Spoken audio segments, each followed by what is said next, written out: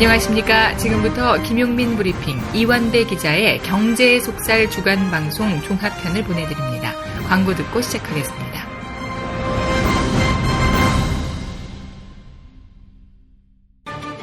하루에 2번씩은 꼭 간 것 같아요. 속이 굉장히 편해진 것 같아요. 휴지에도 하나도 안 깔끔하게 끝나더라고요. 그만 넣고 싶은데도 계속 나오더라고요. 눈 뜨니까 바로 화장실 가고 싶더라고요. 양은 감당이 안 되더라고요. 너무 많아가지고.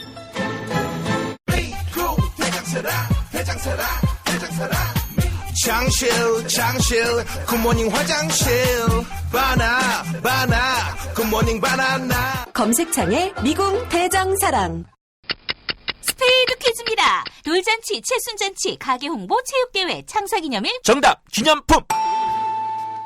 문제를 끝까지 들으셔야죠.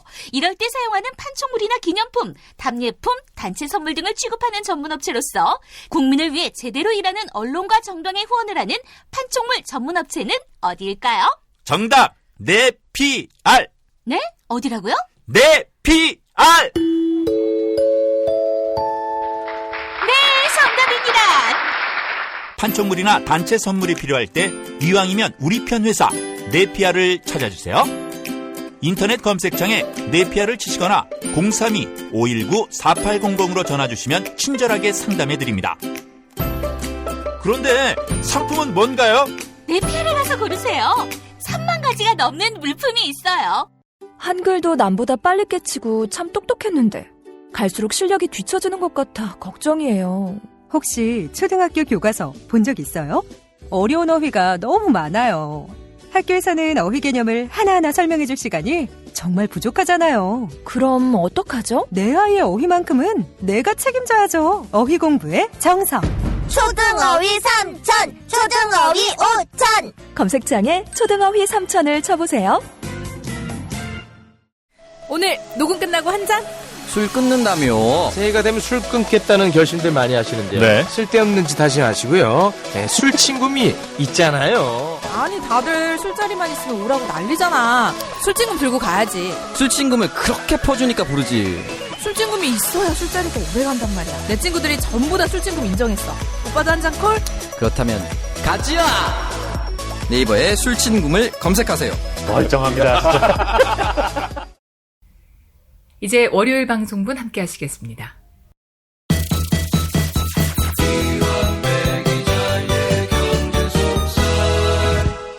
민중의 소리 이완배 기자 만나겠습니다. 이완배 기자님. 네, 안녕하십니까. 예, 오늘 어떤 얘기 준비하셨습니까? 예, 오늘 다시 한 주를 시작하는 월요 경제학 시간이죠. 오늘 소개해드릴 경제학 이론은 긍정의 경제학이라는 이론입니다. 긍정의 경제학. 이게 사실 긍정의 땡땡땡은 보수의 기치에 좀 더 닮아 있는 거 아닙니까? 그렇습니다. 그래서 이 이론이 이제 그런 뉘앙스가 좀 있죠. 그러니까 이 이론이 사실은 세상을 긍정적으로 보고 살자, 낙관적으로 살자, 이런 이론이 아니에요. 그래서 제목이 풍기는 뉘앙스하고는 조금 다릅니다. 이거 제가 이제 차차 설명을 해드리겠습니다. 우선 이 이론의 주인공은 자크 아탈리, 프랑스 경제학자고요. 살아있는 경제학자 중에 거의 톱5 안에 드는 명성을 자랑하는 경제학자입니다. 요즘 프랑스 경제학자 중에서 제일 떠오르는 사람은 21세기 자본, 요 책의 저자인 토마 피게티가 많이 알려져 있지만 경제학계에서 알아주는 권위로 따지면 오늘의 주인공인 자크 아탈리가 훨씬 더 인정을 받는 학자라고 봐야 할 겁니다. 파리 소르본느 대학교에서 경제학 박사를 받았고요. 유대인입니다. 그리고 특이하게도 1943년생인데 당시 프랑스가 식민 지배를 하고 있었던 알제리에서 태어났어요. 그리고 경제학자로서 사회당 출신이었던 프랑스와 미테랑 대통령의 비서실장을 지냈고요. 유럽 부흥개발은행 설립을 직접 주도를 합니다. 그래서 초대 총재를 지내기도 합니다. 그런데 이 아탈리가 쓴 책을 보면 한 50권이 넘어요. 책을 굉장히 많이 썼는데 경제학자의 범주를 훨씬 넘어서는 저술 활동이 펼쳐집니다. 그러니까 제가 지난주에 소개해드렸던 찰스 아이젠슈타인, 그 선물의 경제학의 창시자죠. 이 아이젠슈타인은 경제학자가 아닙니다. 그런데 인간과 세상에 대해서 오래 고민을 해보니까 아이젠슈타인이 도달한 곳은 경제학이 된 거죠. 반면에 오늘 소개해드리는 자크 아탈리는 경제학자예요. 그런데 이 사람도 인간과 세상에 대해서 오랜 고민을 해보니까 도달하는 곳이 인문학에 가깝습니다. 그래서 아탈리 책을 보면 막 공자도 나오고요, 맹자도 나오고요. 네, 굉장히 인문학 쪽에 가깝게 다가간 경제학자입니다. 그래서 저는 여담이지만 이런 생각이 들어요. 그러니까 사상의 깊이가 일정 수준 위로 넘어선 위대한 학자들을 보면 경제학이라는 학문을 숫자를 다루는 과학 이렇게 생각하지 않더라고요. 그러니까 경제학은 곧 인간의 삶에 대한 학문이 돼버리더라고요. 대학자들일수록 경제학과 인문학의 경계가 무너져 버립니다. 그러니까 그게 결국은 사람의 삶에 대한 연구라는 뜻이겠죠. 그래서 경제학자가 아닌 아이젠슈타인이 경제학 영역으로 넘어오는 걸 보나 경제학자의 나탈리가 인문학 영역으로 넘어가는 모습이 우리 경제학이 숫자가 아니고요. 사람에 더 집중해야 된다 이런 걸 반증하는 모습이라는 생각이 듭니다. 나탈리는 워낙 통찰력이 뛰어난 대학자여서 세계적인 이슈가 있으면 뭐 경제뿐 아니고요. 정치, 국제 문제까지 하여튼 큰 문제가 생기면 전 세계 언론이 아탈리의 말을 들으려고 합니다. 그래서 이 똑똑한 걸로 지도자를 뽑는다면 아탈리가 세계를 지배해야 된다 이런 말까지 있어요. 그러니까 세계에서 제일 똑똑한 사람이라는 거죠. 예, 엘빈 토플러 같은 사람이 이 시대의 최고 지성이다라고 인정을 한 학자이기도 합니다. 이 정도로 작가 아탈리에 대한 소개를 마치고요. 아탈리의 긍정경제학 개념을 살펴보기 전에 다른 경제학자의 흥미로운 연구 하나만 소개를 하고 시작을 하겠습니다. 이 연구는 요하네스 발라허라는 경제학자의 연구인데요. 경제학이 깔고 앉은 행복이라는 책에 나오는 대목입니다. 서로 다른 두 개의 세계가 있다고 가정을 해보겠습니다. 정치자 여러분들께서도 이 두 개의 세상을 상상을 해보시고요. 어느 세상에 사는 게 내가 행복할지 한번 이제 실험에 참여를 한다는 생각으로 들어주셨으면 좋겠습니다. 예. 첫 번째 세계는요. 요 세계에서는 나의 연간 소득이 5천만 원이에요. 그런데 사회 전체의 평균 소득은 2,500만 원입니다. 그러니까 내 소득이 사회의 평균 소득보다 2배나 되죠. 요게 1번 세상입니다. 두 번째 세계, 여기에서는요. 나의 연간 소득이 1억 원입니다. 아까보다 2배나 많죠. 그런데 사회 전체의 평균 소득은 2억 원입니다. 나도 많이 벌지만 주변에 비해서 내 소득은 절반밖에 되지 않죠. 자, 이런 두 개의 세상이 있을 때 정치자 여러분들께서는 어떤 세상에서 사시는 게 좋으시겠습니까? 이게 의외로 주변에 물어보면 답이 굉장히 갈립니다. 야, 그래도 1억 원 버는 게 낫지. 이렇게 답하는 사람도 있어요. 그런데 의외로 5천만 원 벌어도 내가 좀 다른 사람에 비해서 잘 사는 것처럼 보이는 세상에서 살고 싶어 라고 답하는 사람도 꽤 나옵니다. 그러니까 실제로 이 실험을 하버드 대학교 의과대학 학생들에게 해봤더니 대답이 거의 50대 50으로 나뉩니다. 그러니까 의외로 1억 원이 아니라 5천만 원만 받아도 내가 다른 사람들보다 소득이 많은 곳에서 살고 싶어 라고 생각하는 사람이 절반이나 된다는 거예요. 그러니까 이 말은 내가 얼마를 버느냐라는 절대적인 부의 규모도 중요하지만요. 소득 불평등에 신경을 쓰는 사람들이 상당히 많다는 이야기입니다. 그러니까 내가 상대적으로 더 잘 사는 게 더 중요한 사람도 절반이나 된다는 거죠. 이번에는 비슷하지만 다른 두 번째 실험을 해보겠습니다. 이번에도 역시 서로 다른 두 개의 세계가 있습니다. 첫 번째 세계, 여기에서는요. 내가 1년에 얻을 수 있는 휴가가 2주일이에요. 그런데 사회적으로 평균 휴가의 기간은 1주일입니다. 내가 다른 사람에 비해서 휴가가 2배나 많아요. 두 번째 세상. 요 세상에서는 내가 받는 휴가가 4주일입니다. 아까보다 2배나 길죠. 예. 그런데 사회 평균 휴가는 8주일이 됩니다. 나도 휴가를 많이 받지만 내 휴가 기간은 사회 평균의 절반밖에 안 되는 거죠. 요럴 때는 정치자 여러분들께서는 어떤 세계에서 살고 싶으십니까? 아까 소득하고 비슷한 구조의 질문인 것 같은데요. 이 실험에서는 결과가 굉장히 다르게 나옵니다. 아까는 1억 원을 포기해도 좋으니 5천만 원만 받아도 좋으니 내가 남들보다 잘 사는 세상에서 살고 싶어 라고 답한 사람이 절반이나 됐다고 말씀을 드렸죠. 그런데 이걸 휴가로 바꾸잖아요.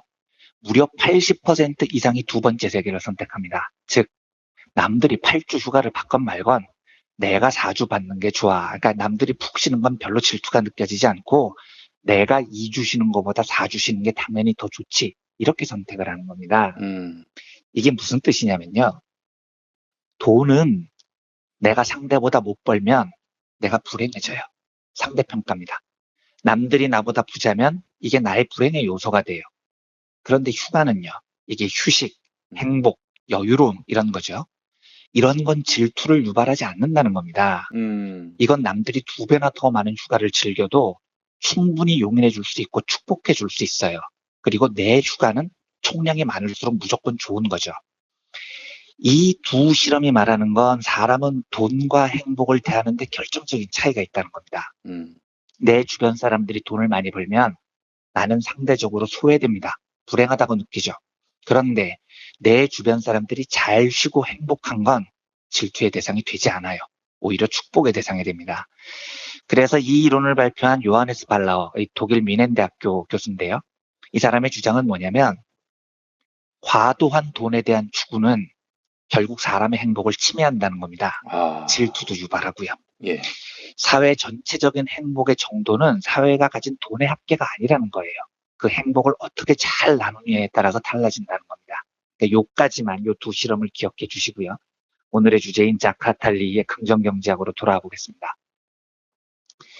아탈리는 긍정경제라는 것을 뭐 긍정적으로 살자 이런 뜻이 아니고요. 예. 자본주의의 대안으로 봅니다. 이 말은 지금 자본주의가 뭔가 심각한 문제가 있다는 뜻이겠죠. 그러니까 대안을 찾자는 겁니다. 예. 어떤 문제가 있느냐. 여기서 아탈리의 놀라운 통찰이 등장을 하는데요. 말이 조금 어렵게 들리실 수도 있는데 장기와 단기의 갈등 이렇게 이야기를 합니다. 그러니까 자본주의가 장기적인 비전을 고려하지 않고 오직 단기적인 이익을 쫓기 때문에 그러니까 단기적인 성과와 성공지상주의를 따르기 때문에 자본주의가 근본적인 문제가 있다 이렇게 보는 시각이에요. 이게 무슨 말이냐면 제가 자주 말씀드리지만 현대 주류경제학의 뿌리는 호모 에코노미쿠스 나의 이익을 극대화하는 것을 추구하는 모형입니다. 예. 그래서 그 말에 따르면 우리는 매일 나를 위해서 삽니다. 자본주의는 우리를 극도의 개인주의로 몰아넣죠. 남이나 이웃 이런 거 다 필요 없습니다. 나에게 이익이 되면 뭐든지 할 수 있어. 이게 인간이라고 자본주의 주류경제학이 가르쳐온 거죠. 그러면 자본주의의 가르침에 따르면 내가 평생 하는 일은 딱 하나예요. 오로지 나의 이익만을 쫓는 겁니다. 그렇게 한평생 바쳐서 나의 이익을 위해서 살았는데 행복하냐 하는 겁니다. 이게 잘 생각해 보시면 굉장히 희한한 거죠. 분명히 나는 나를 위해서 공부하고 내가 돈 많이 벌려고 악을 썼고 나의 노후를 대비하기 위해서 저축했고 내가 더 성공하기 위해서 남을 짓밟았고 평생 이렇게 나만을 위해 살았어요. 그런데 결과적으로 죽기 직전에 가보면 내가 안 행복한 겁니다. 이걸 어떻게 설명을 하냐는 거죠. 아니 내가 나를 위해서 안 살았다면 모르겠는데 매 순간순간 호모 에코노미쿠스로 오로지 나만을 위해서 살았는데도 내가 안 행복하면 나는 뭘 하고 살았냐는 겁니다. 그러니까 예를 들면 열심히 공부를 해서 의사 되고 돈 많이 벌고 그런 사람들 한번 보세요. 여유 있고 행복하게 사느냐? 아니에요. 더 벌어야 되고요. 야, 옆집 성형외과 원장은 연소득이 10억이라는데, 야, 누구는 강남의 아파트가 몇 채라는데, 나는 왜 그때 성형외과를 안 하고 돈 안 되는 이비인후과를 해가지고 이러고 있냐? 이렇게 슬퍼한다니까요. 남이 더 벌면은 더 슬픈 겁니다. 저는 이건희 회장이 절대 행복할 거라고 생각하지 않아요. 자기는 착각할 수 있겠죠. 잘 살았다고요. 그런데 죽기 직전에 돌아본다고 생각을 해보십시오. 얼마나 허무하겠습니까? 돈은 많은데 똑같이 죽는 거잖아요. 비자금 전과자로 기억될 거고 성매매 사건이나 사람들이 기억하고 진짜 행복할지 잘 모르겠습니다. 그런 사람들은 행복이 뭔지 고민하는 기회부터 박탈을 당하죠. 그러니까 평생 자기 이익을 위해서 이기적으로 살았는데 정작 자기는 하나도 안 행복한 황당한 딜레마가 생긴다는 겁니다. 아탈리는 이 원인이 뭐라고 보냐면 사람들이 내 이익만 막 쫓는 그 호모 에코노미쿠스적인 행동은 매우 단기적인 이익만 보는 거라는 겁니다. 당장 눈앞에서 돈 버는 법, 당장 경쟁에서 이기는 법, 요것만 고민하고 있는 거죠. 그런데 정작 사람의 행복은 그 단기적인 이익에서 결판이 나지 않아요. 오히려 장기적인 비전에 의해서 결판이 난다는 겁니다. 장기적인 가치를 회복하고 인간이 가진 고유성에 대해서 스스로 질문을 하고 공익을 회복하고 실현하고 뭐 이래야지 사람이 행복해진다는 거죠. 제가 아까 서두에 요하네스 발라허의 연구 2가지 세상을 말씀드렸죠. 그런 겁니다.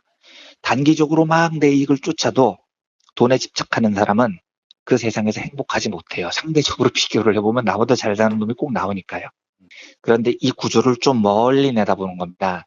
돈이 아니라 행복, 인간의 가치, 공익, 함께 사는 세상 이렇게 시각을 바꿔놓으면 사람들은 상대방이 휴가를 많이 받는 걸 질투하지 않거든요. 남들이 나보다 휴가를 더 가도 축복해주고 싶은 거죠. 이게 눈앞의 이익에만 몰두하는 단기적 사회냐, 공익을 회복하고 인간의 고유성을 회복하는 장기적인 사회냐의 결정적인 차이라는 겁니다. 그리고 이걸 아주 단순화시켜서 말하면 아탈리는 단기적 이익을 쫓는 것을 이기주의 모델이라고 불러요. 그리고 이걸 극복하기 위해서 우리 사회는 장기적인 이익을 쫓는 모델을 찾아야 되는데 그걸 이타주의 모델이라고 이야기를 합니다. 그리고 결국 우리가 사는 세상은 이타주의 모델로 갈 수밖에 없다고 믿는 거죠. 들으시는 청취자 여러분들은 어떠십니까? 이제 우리가 탄핵절을 이제 1년을 막 맞았죠.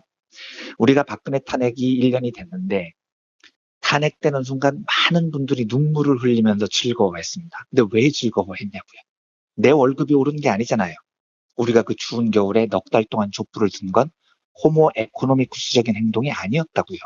그건 굉장히 희생적이고 이타적인 행동이었습니다. 그런데 정작 박근혜가 탄핵이 되니까 내 월급이 올랐을 때보다 더 기뻤거든요. 내가 승진하는 것보다 훨씬 기뻤잖아요. 이게 바로 장기적인 행복을 쫓는 이타주의 모델이 단기적 행복을 쫓는 이기주의 모델을 극복하는 겁니다. 제가 그때 방송을 했을 때 기억이 나는데 문재인 대통령이 당선됐을 때 김용민 PD님이 왈칵 우셨던 기억이 나요. 그런데 저는 왜 그렇게 기뻤는지 한번 나중에 여쭤보고 싶더라고요. 그게 김용민 PD님이 로또를 맞으신 게 아니잖아요. 전혀 김용민 PD님의 단기적인 이익과 상관이 없는 일이에요. 하지만 이제 우리 사회가 정상적으로 돌아왔구나. 한국이 장기적인 가치를 회복하고 공익을 회복하겠구나. 이게 나를 더 장기적으로 훨씬 더 행복하게 한다는 거죠. 이 책 추천사에 굉장히 멋진 구절이 나오는데요. 아탈리하고 같이 긍정경제 포럼을 만들었던 장 마르크 타세토 구글 프랑스 전 대표가 추천사에 이런 말을 적습니다. 한 명의 시민이자 나처럼 자녀를 둔 아버지라면 우리가 살고 있는 이 세상을 지탱하는 모든 것에 대해 재검토하는 데 일조할 의무가 있다고 본다. 우리는 이 세상에 대해 기본적으로 단기적 이익만 추구하는 믿음을 가지고 있다. 민주주의와 시장경제에 대해서도 그렇다. 하지만 사회에 장기적인 투자를 한다는 것은 우리와 아이들의 미래에 대한 믿음을 증명하는 행위이며 우리를 살찌운 가치들을 존중한다는 의미다. 거듭되는 회의 속에 런던가에 위치한 우리 사무실에서 이타주의라는 멋진 단어가 얼마나 자주 거론되었는지를 떠오를 때면 가슴이 벅차오른다. 이렇게 적어놓고 있습니다. 그러니까 아무리 나를 위해서 이기적으로 살려고 노력해봐도 자본주의 시장 경제에서 그런 단기적인 이익 추구로는 행복하지 못한다는 모순이 있다는 겁니다. 대신 아주 간단한 방법인데 이기적으로 사는 삶을 이타주의라는 멋진 단어로 교체를 하면 세상은 장기적으로 보다 행복하게 설계할 수 있다는 거죠.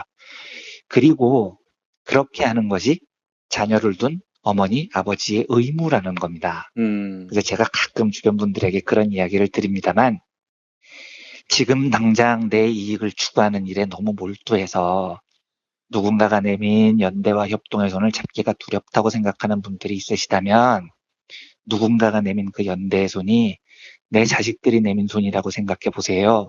그러면 훨씬 쉽게 잡을 수 있을 겁니다. 제가 이제 이렇게 말씀을 드려요. 그러니까 내 이익을 포기하는 일이 이타주의라는 단어가 내 자녀들을 위한 세상을 열어주는 길이다 이렇게 생각하면 훨씬 더 쉽게 받아들여지거든요.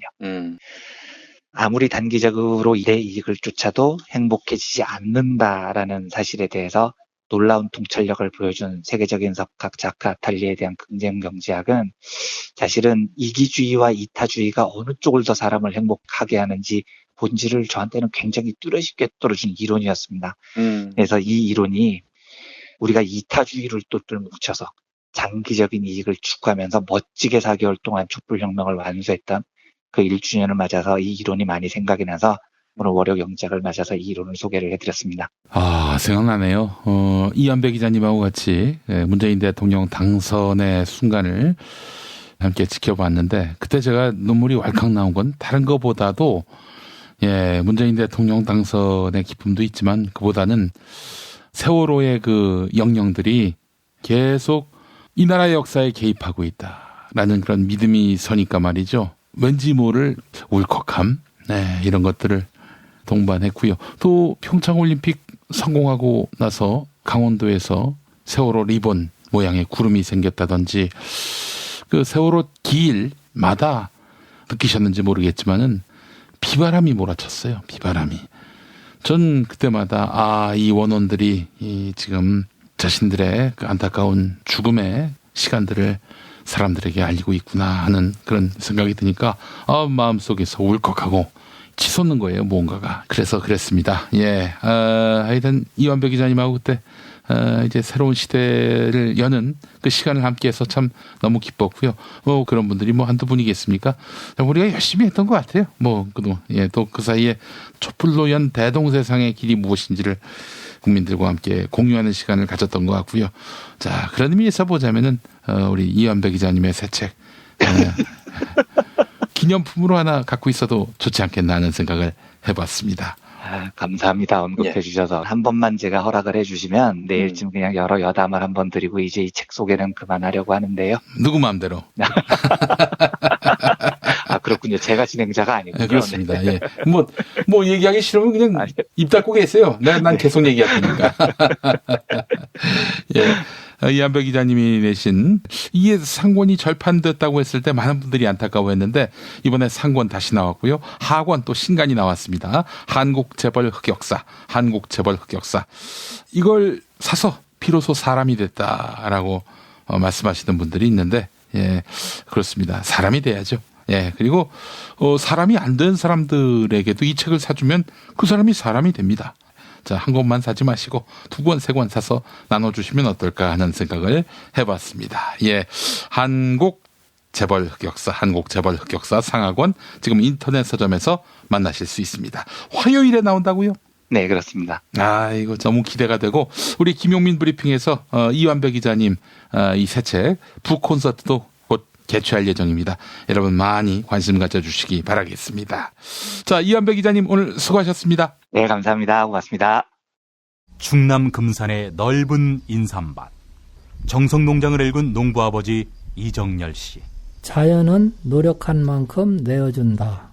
그 자연의 마음을 알기에 정성농장을 더불어 일구는 아들 이성규 씨도 아버지에게 배운 것처럼 정직하고 또 성실하게. 정성농장 홍삼은 인삼 재배부터 가공 판매까지 모두 책임지고 있습니다. 그래서 대한민국 1등 품질을 자부합니다. 검색창에 정성농장 홍삼을 검색해주세요. 정성농장 홍삼.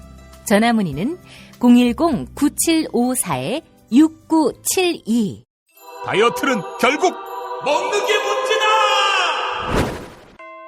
문제긴 하지. 매끼 식단 챙기기도 번거롭고 빼도 금세 다시 찌고. 아직도 몰라? 비타샵 다이어트를 해봐. 안 그래도 궁금했는데 어떻게 뺀 거야? 몇 개월 한 거야? 몸에는 안 나빠? 물어 뭐래. 비타샵 가봐. 같이 해. 1522-6648 혹은 비타샵을 검색해주세요. 제임스 티스푼과 함께 프리미엄 차 전문몰로 새롭게 단장한 전창걸몰에서 전하는 봄 소식. 얼었던 땅을 뚫고 올라온 새싹의 생명력을 전해주는 새싹 땅콩차. 봄날의 새콤함이 느껴지는 이집트 신의 붉은 유혹 히비스커스 차. 부드럽고 따뜻한 봄바람과 같은 중국의 명차 보이차. 맑고 편안함을 선사하는 레몬 밤차. 겨울에 무거워진 나의 몸을 가볍게 해주는 레몬 마테차까지 즐거운 소식 많은 대한민국의 봄. 새싹 땅콩차와 제임스 티스푼의 크로스오버 티파티에 함께하시죠. 전창걸몰닷컴 전화 070-8635-1288 070-8635-1288. 이제 화요일 방송분 함께 하시겠습니다.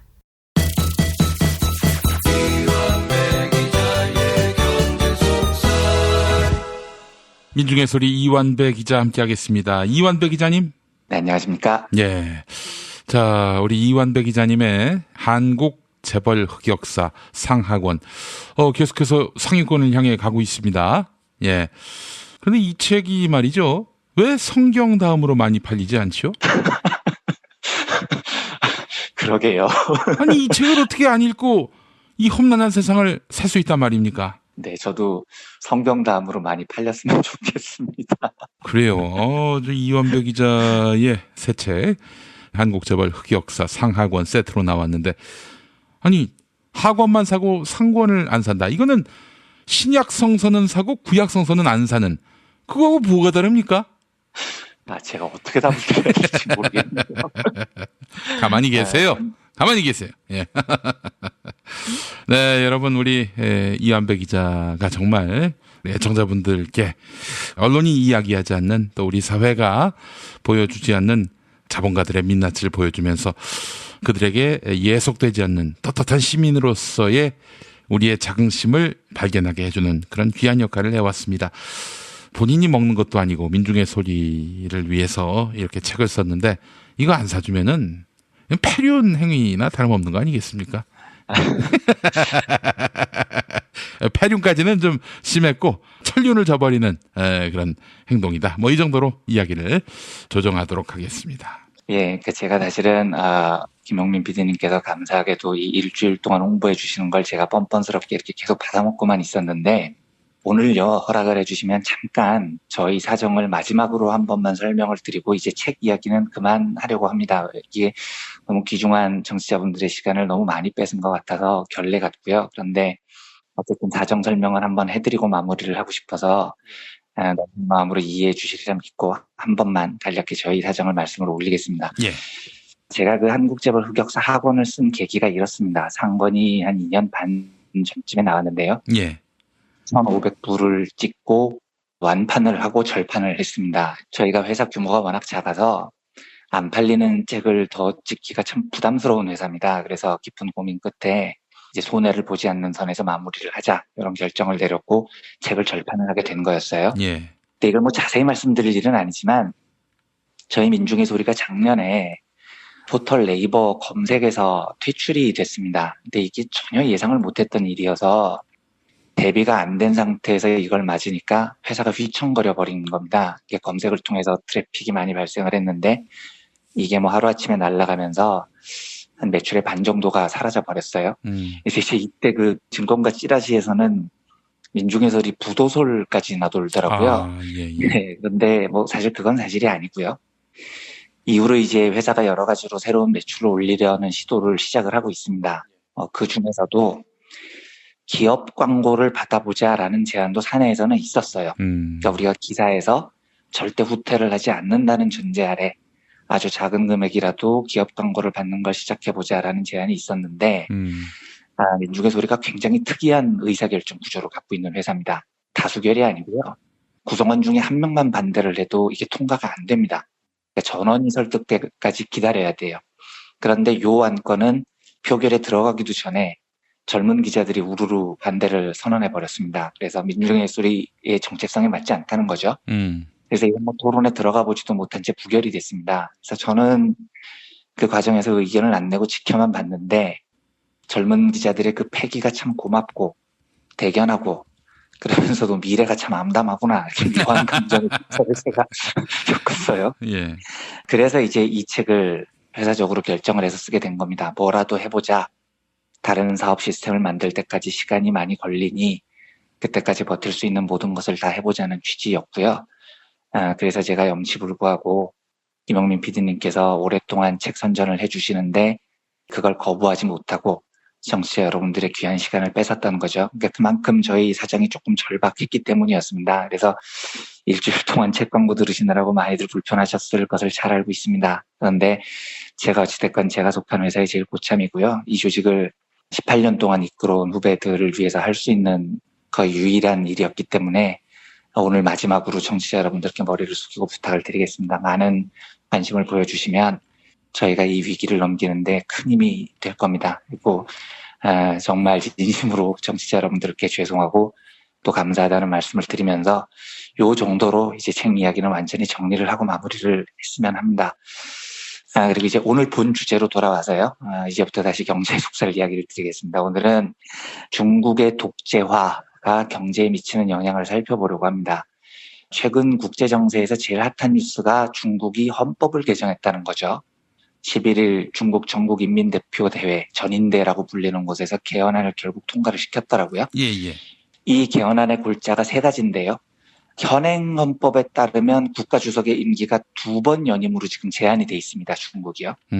원래 주석의 임기가 5년이니까요. 2연임이 가능하면 중국 주석은 최대 10년을 할 수 있습니다. 그래서 장점인 후진타오 전부 10년을 하고 물러났죠. 그런데 이번 개헌을 하면서 이 연임 제한을 풀어버렸습니다. 지금 주석이 시진핑인데 시진핑의 영구 집권 가능성을 열어놓은 겁니다. 네. 그리고 이번 개헌안의 두 번째 골자는 중국 헌법에 중국의 주요 사상으로 시진핑의 새로운 시대 중국 특색 사회주의 사상 이런 걸 명문화한다는 겁니다. 이게 쉽게 말씀드리면 시진핑의 사상이 헌법의 명문화가 돼요. 이건 이제 대놓고 중국을 시진핑의 국가로 명명하겠다 이런 의도인 거죠. 그리고 세 번째 개헌의 핵심은 공산당원뿐 아니고요. 모든 공무원까지 감독하는 국가감찰위원회를 설립하겠다 이겁니다. 이제 이건 시진핑이 장기 집권을 할 건데 강력한 사정을 하겠다는 겁니다. 그래서 정적들을 더 강도 높게 숙청하겠다. 나의 장기 집권에 반대하는 자들을 전부 조져버리겠다. 뭐 이런 경고인 것 같아요. 그래서 2012년에 시진핑이 주석에 취임할 때만 해도 역대 최약체 주석이 될 수도 있다. 이런 우려를 듣던 시진핑이 이제는 마오쩌둥에 버금가는 권력을 거머쥐게 됐다는 평가를 받습니다. 예, 여러 국제 전문가들이 전망은 앞으로 중국이 반부패 작업, 사정 작업을 통해서 시진핑이 경쟁자들을 박살을 내고요. 인터넷 여론도 엄청나게 통제를 해서 대표적인 독재 국가, 감시 국가가 될 것이다. 이렇게 전망을 합니다. 제가 국제관계를 잘 아는 사람은 아니지만 짧은 지식을 전제로 이 사건의 이해를 돕기 위해서 배경 설명을 조금만 드리겠습니다. 중국에는요. 왕후닝이라는 이름의 젊은 전략가가 한 명 있습니다. 그러니까 55년생이니까 지금은 60이 넘어서 절대 젊었다고는 할 수 없는데 이 사람을 왜 제가 젊은 전략가라고 부르냐면 이 사람이 지금 20년 넘게 중국 공산당의 전략가로 활동을 하고 있어요. 그러니까 40대 초반부터 장점인 주석 때 발탁이 돼서 그때부터 중국을 배후에서 디자인하기 시작한 사람입니다. 지금 중국의 정책 대부분이 이 왕후닝의 머리에서 나온다고 보면 된다고 할 정도로 영향력이 큽니다. 장점인 후진타오, 시진핑, 지금 3대에 걸친 전략가니까 얼마나 인정을 받고 있는지 짐작이 가실 겁니다. 이 사람을 미국에서는 3명의 최고 지도자 뒤에 있는 은둔의 책사 이렇게까지 부르는 사람입니다.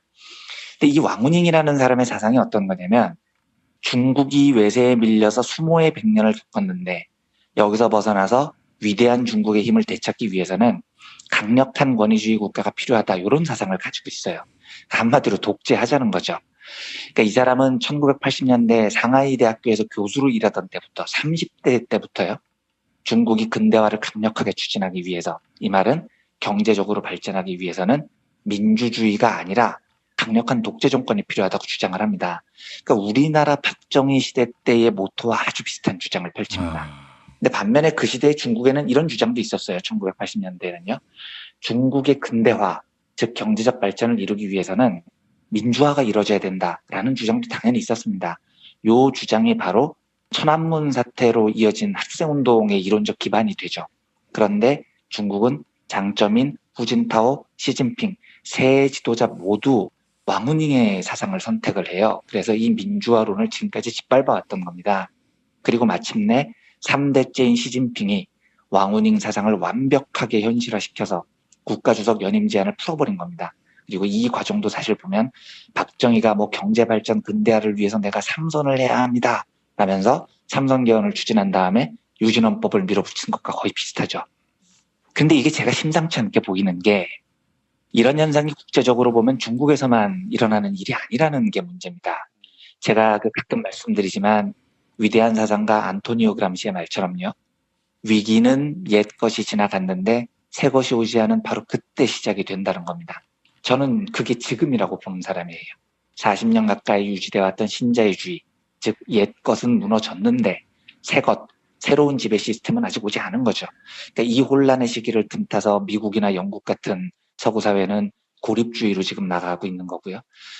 거기에 대항하는 다른 세상에서는 독재주의가 만연하고 있습니다. 민주주의보다 권위주의적인 독재가 더 빠른 의사결정을 할 수 있고 더 효율적인 자원 분배를 할 수 있다. 그래서 경제를 더 발전시킬 수 있다. 이런 아이디어가 지금 세상 한편에는 놀라운 속도로 퍼지고 있는 겁니다. 중국만 그런 게 아니죠. 다음 달이면 그 러시아 대통령 선거가 있을 텐데 블라디미르 푸틴 대통령은 뭐 하나만한 대선을 치르고 또 대통령이 될 겁니다. 이집트의 압델 파타 엘시시 대통령도 다다음 달에 대통령 선거가 있는데 이것도 하나만한 대선이에요. 이미 경쟁자들이 다 구속됐거나 추방됐거나 겁을 먹어서 대통령 후보로 나오지도 못하고 있습니다. 최근에 화제가 됐었던 사우디아라비아의 왕족 사이에서 있었던 군사 쿠데타 같은 거요. 원래 사우디아라비아는 왕족 사이에서 광범위한 합의로 통치를 해온 나라입니다. 그런데 이 시스템이 뚝살이 나버렸죠.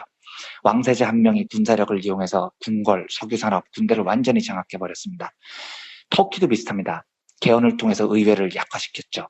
정치, 사법, 군대에 걸쳐서 권한이 무지하게 강화된 대통령제가 탄생이 됐습니다. 필리핀도 그 두테르테 대통령이 엄청난 권한을 행사하고 있습니다.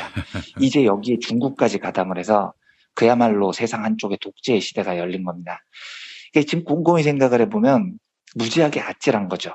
우리가 만약에 촛불혁명을 성공시키지 못했다면 이 추세를 타고 박근혜가 집권 연장을 시도 안 했으리라는 보장이 절대 없었다는 겁니다. 예. 그렇죠. 이게 하나의 국제적인 트렌드가 돼버렸으니까요.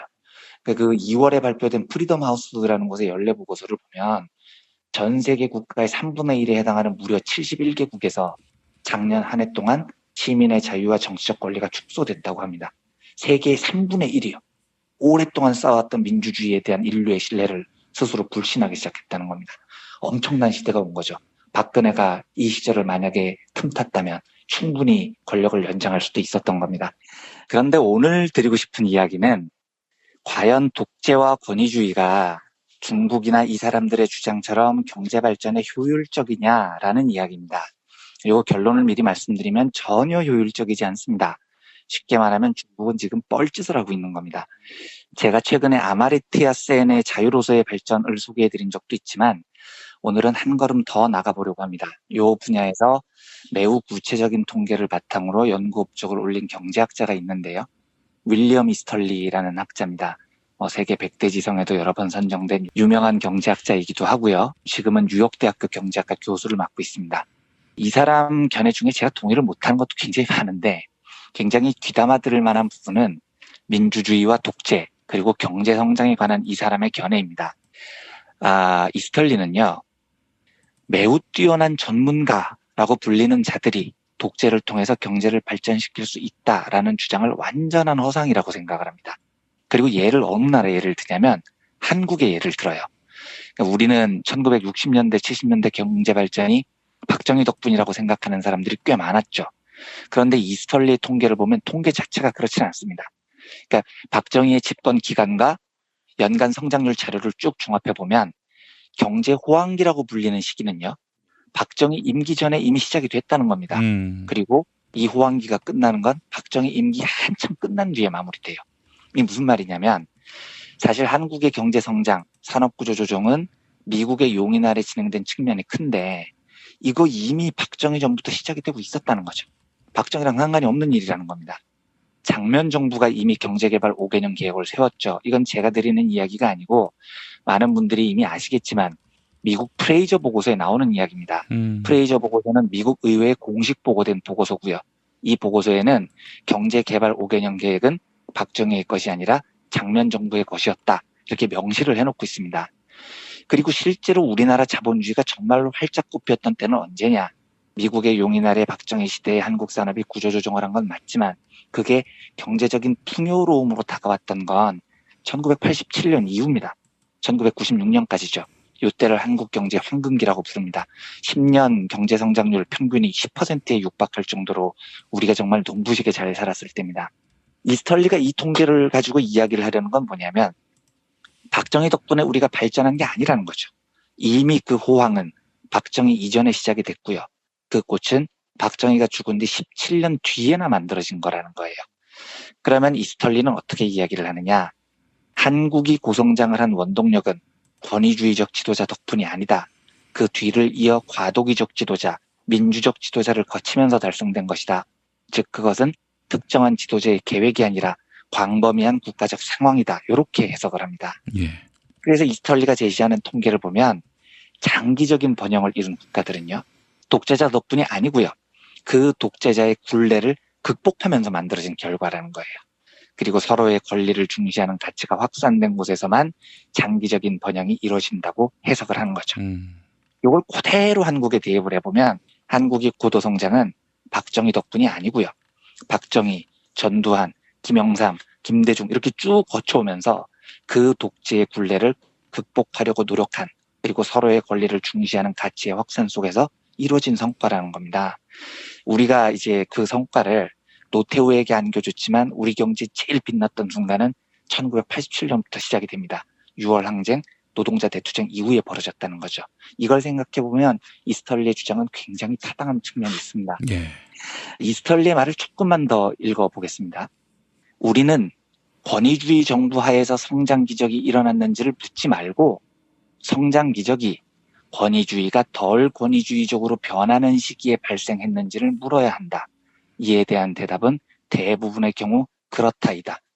권위주의 성장 기적을 말하는 사람들이 즐겨 찾는 중국의 예를 살펴보자.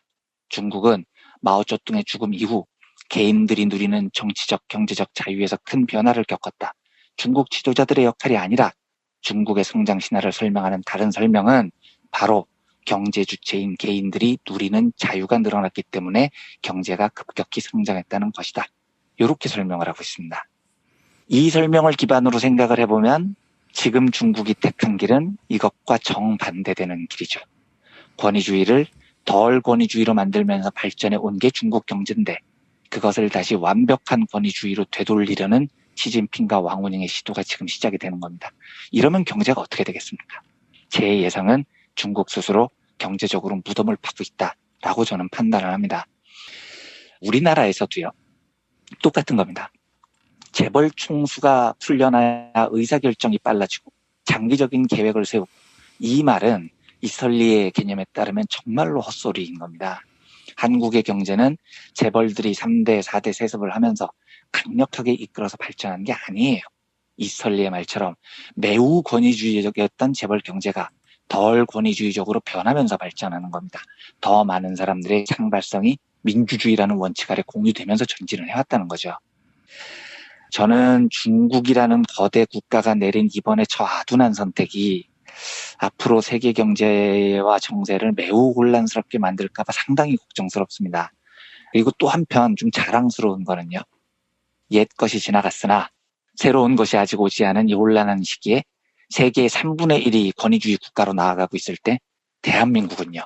굉장히 모범적인 탈권위 민주주의 국가를 만들어낸 거죠. 이건 굉장히 다행스러운 일인 겁니다. 예. 중국의 저 뻘짓을 보고요. 와, 우리도 저렇게 해야 된다. 이게 아니고요. 경제는 저렇게 하지 말아야 된다. 권위주의가 덜 권위주의적으로 변하면서 발전한다. 민주주의에 대한 믿음이 경제 발전의 가장 중요한 초석이다.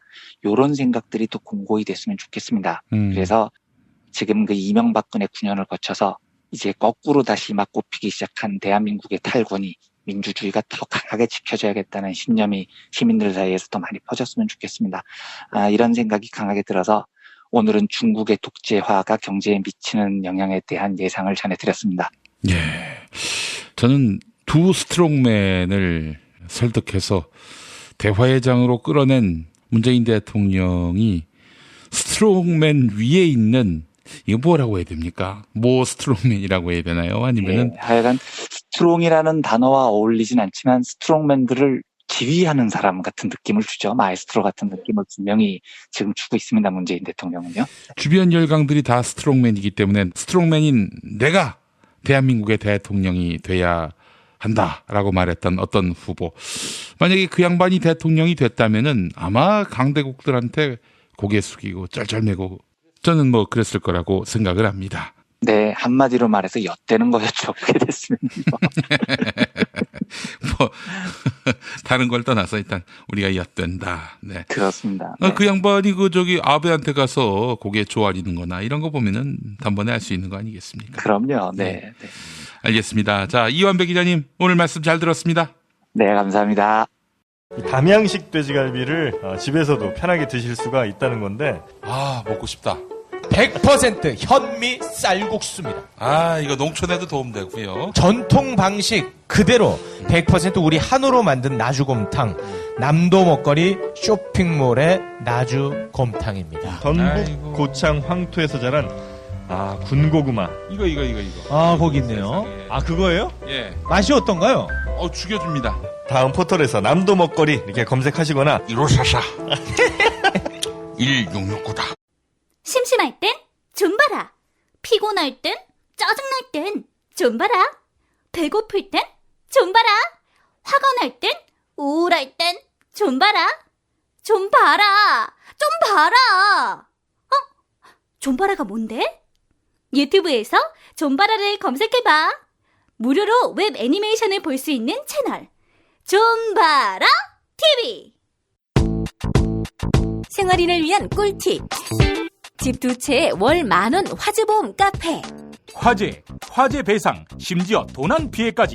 여기에 더해 가전제품 고장 수리비까지. 우와, 우리 집 말고 부모님 집까지 두 집에 월 10,000원이라고요?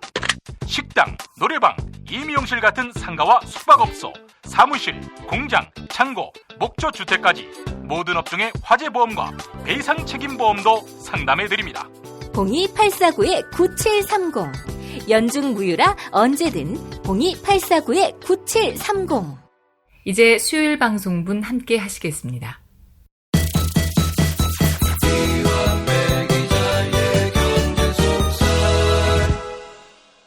민중의 소리 이완배 기자 만나겠습니다. 이완배 기자님. 네, 안녕하십니까? 예, 오늘 드디어 MB가 검찰에 소환됩니다. 네. 감회가 남다르시겠어요? 네, 저뿐만 아니고 온 국민 분들께서 다 감회가 남다른 날이 아닐까 싶습니다. 박근혜야 우리가 촛불혁명의 힘으로 끌어내렸지만 이명박은 온전히 임기를 마쳤고 최근까지도 멀쩡하게 잘 밖에서 활동을 하고 있었으니까요. 예, 정말 이번 검찰 소환을 계기로 우리 사회의 정의가 이명박에게까지 꼭 전달이 되기를 굉장히 간절히 바라는 마음으로 저도 두근두근하는 마음으로 지금 이명박의 검찰 소환을 기다리고 있습니다. 예, 제가 한국 재벌 흑역사 상권을 구약, 한국 재벌 흑역사 하권을 신약, 이거에 이제 비유를 했는데, 그러고 보면은 상권은 이제 삼성전자와 현대자동차 그룹을 다루지 않았습니까? 네, 현대그룹 전반을 다뤘었죠. 그렇습니다. 네. 그래서 이제 정주영 회장을 아브라함이라고 한다면 정몽구 회장은 이삭 좀 되겠어요. 굉장히 적절한 비유 같습니다. 딱 그런 관계인 것 같아요. 그 정도 비중인 것 같습니다. 그런데 오늘은 그 정몽구라는 사람에 대해서 따로 떼서 이야기를 드리려는 건 아니고요. 이 정몽구가 과연 이명박과의 관계에서 어떤 위치를 차지하고 있었는지 이런 이야기를 좀 드려보려고 합니다. 우리가 지금까지 정경유착 이야기를 할 때 너무 이재용과 박근혜 혹은 이명박과 삼성 이런 이슈들이 너무 커서 다른 이슈들이 좀 묻히는 경향이 있었습니다. 그런데 엊그제죠. 참여연대가 놀라운 폭로를 했습니다. 이게 제가 보기에는 굉장히 묵직한 폭로였는데요. 역시 언론에서는 거의 잘 다루지를 않더라고요. 이 이유가 두 가지로 보이는데, 당연히 첫 번째 이유는 현대차 역시 삼성에 비해서 규모만 작을 뿐이지 굉장히 강력한 기성 언론들의 스폰서입니다. 그리고 두 번째 이유는 사실 한국 재벌들의 역사를 보면 이 현대라는 그룹이 보여온 악랄한 행태는 단연 원톱이었어요. 역사적으로는요. 그런데 정주영의 현대가 몰락한 이후에 삼성이 압도적인 1위가 되면서 2위로 물러선 현대차 그룹은 대충 나쁜 짓을 해도 삼성에 좀 묻히는 경우가 많습니다. 저는 2위가 누릴 수 있는 혜택 이렇게 생각을 하는데요. 그러니까 이재용 재산이 한 얼추 9조 원 정도 됩니다. 그런데 이 9조 원의 재산이 얼마나 부당한 것인가에 대해서는 저도 많이 말씀을 드렸고 이제는 많은 민주시민들이 이 사실을 알고 계시죠.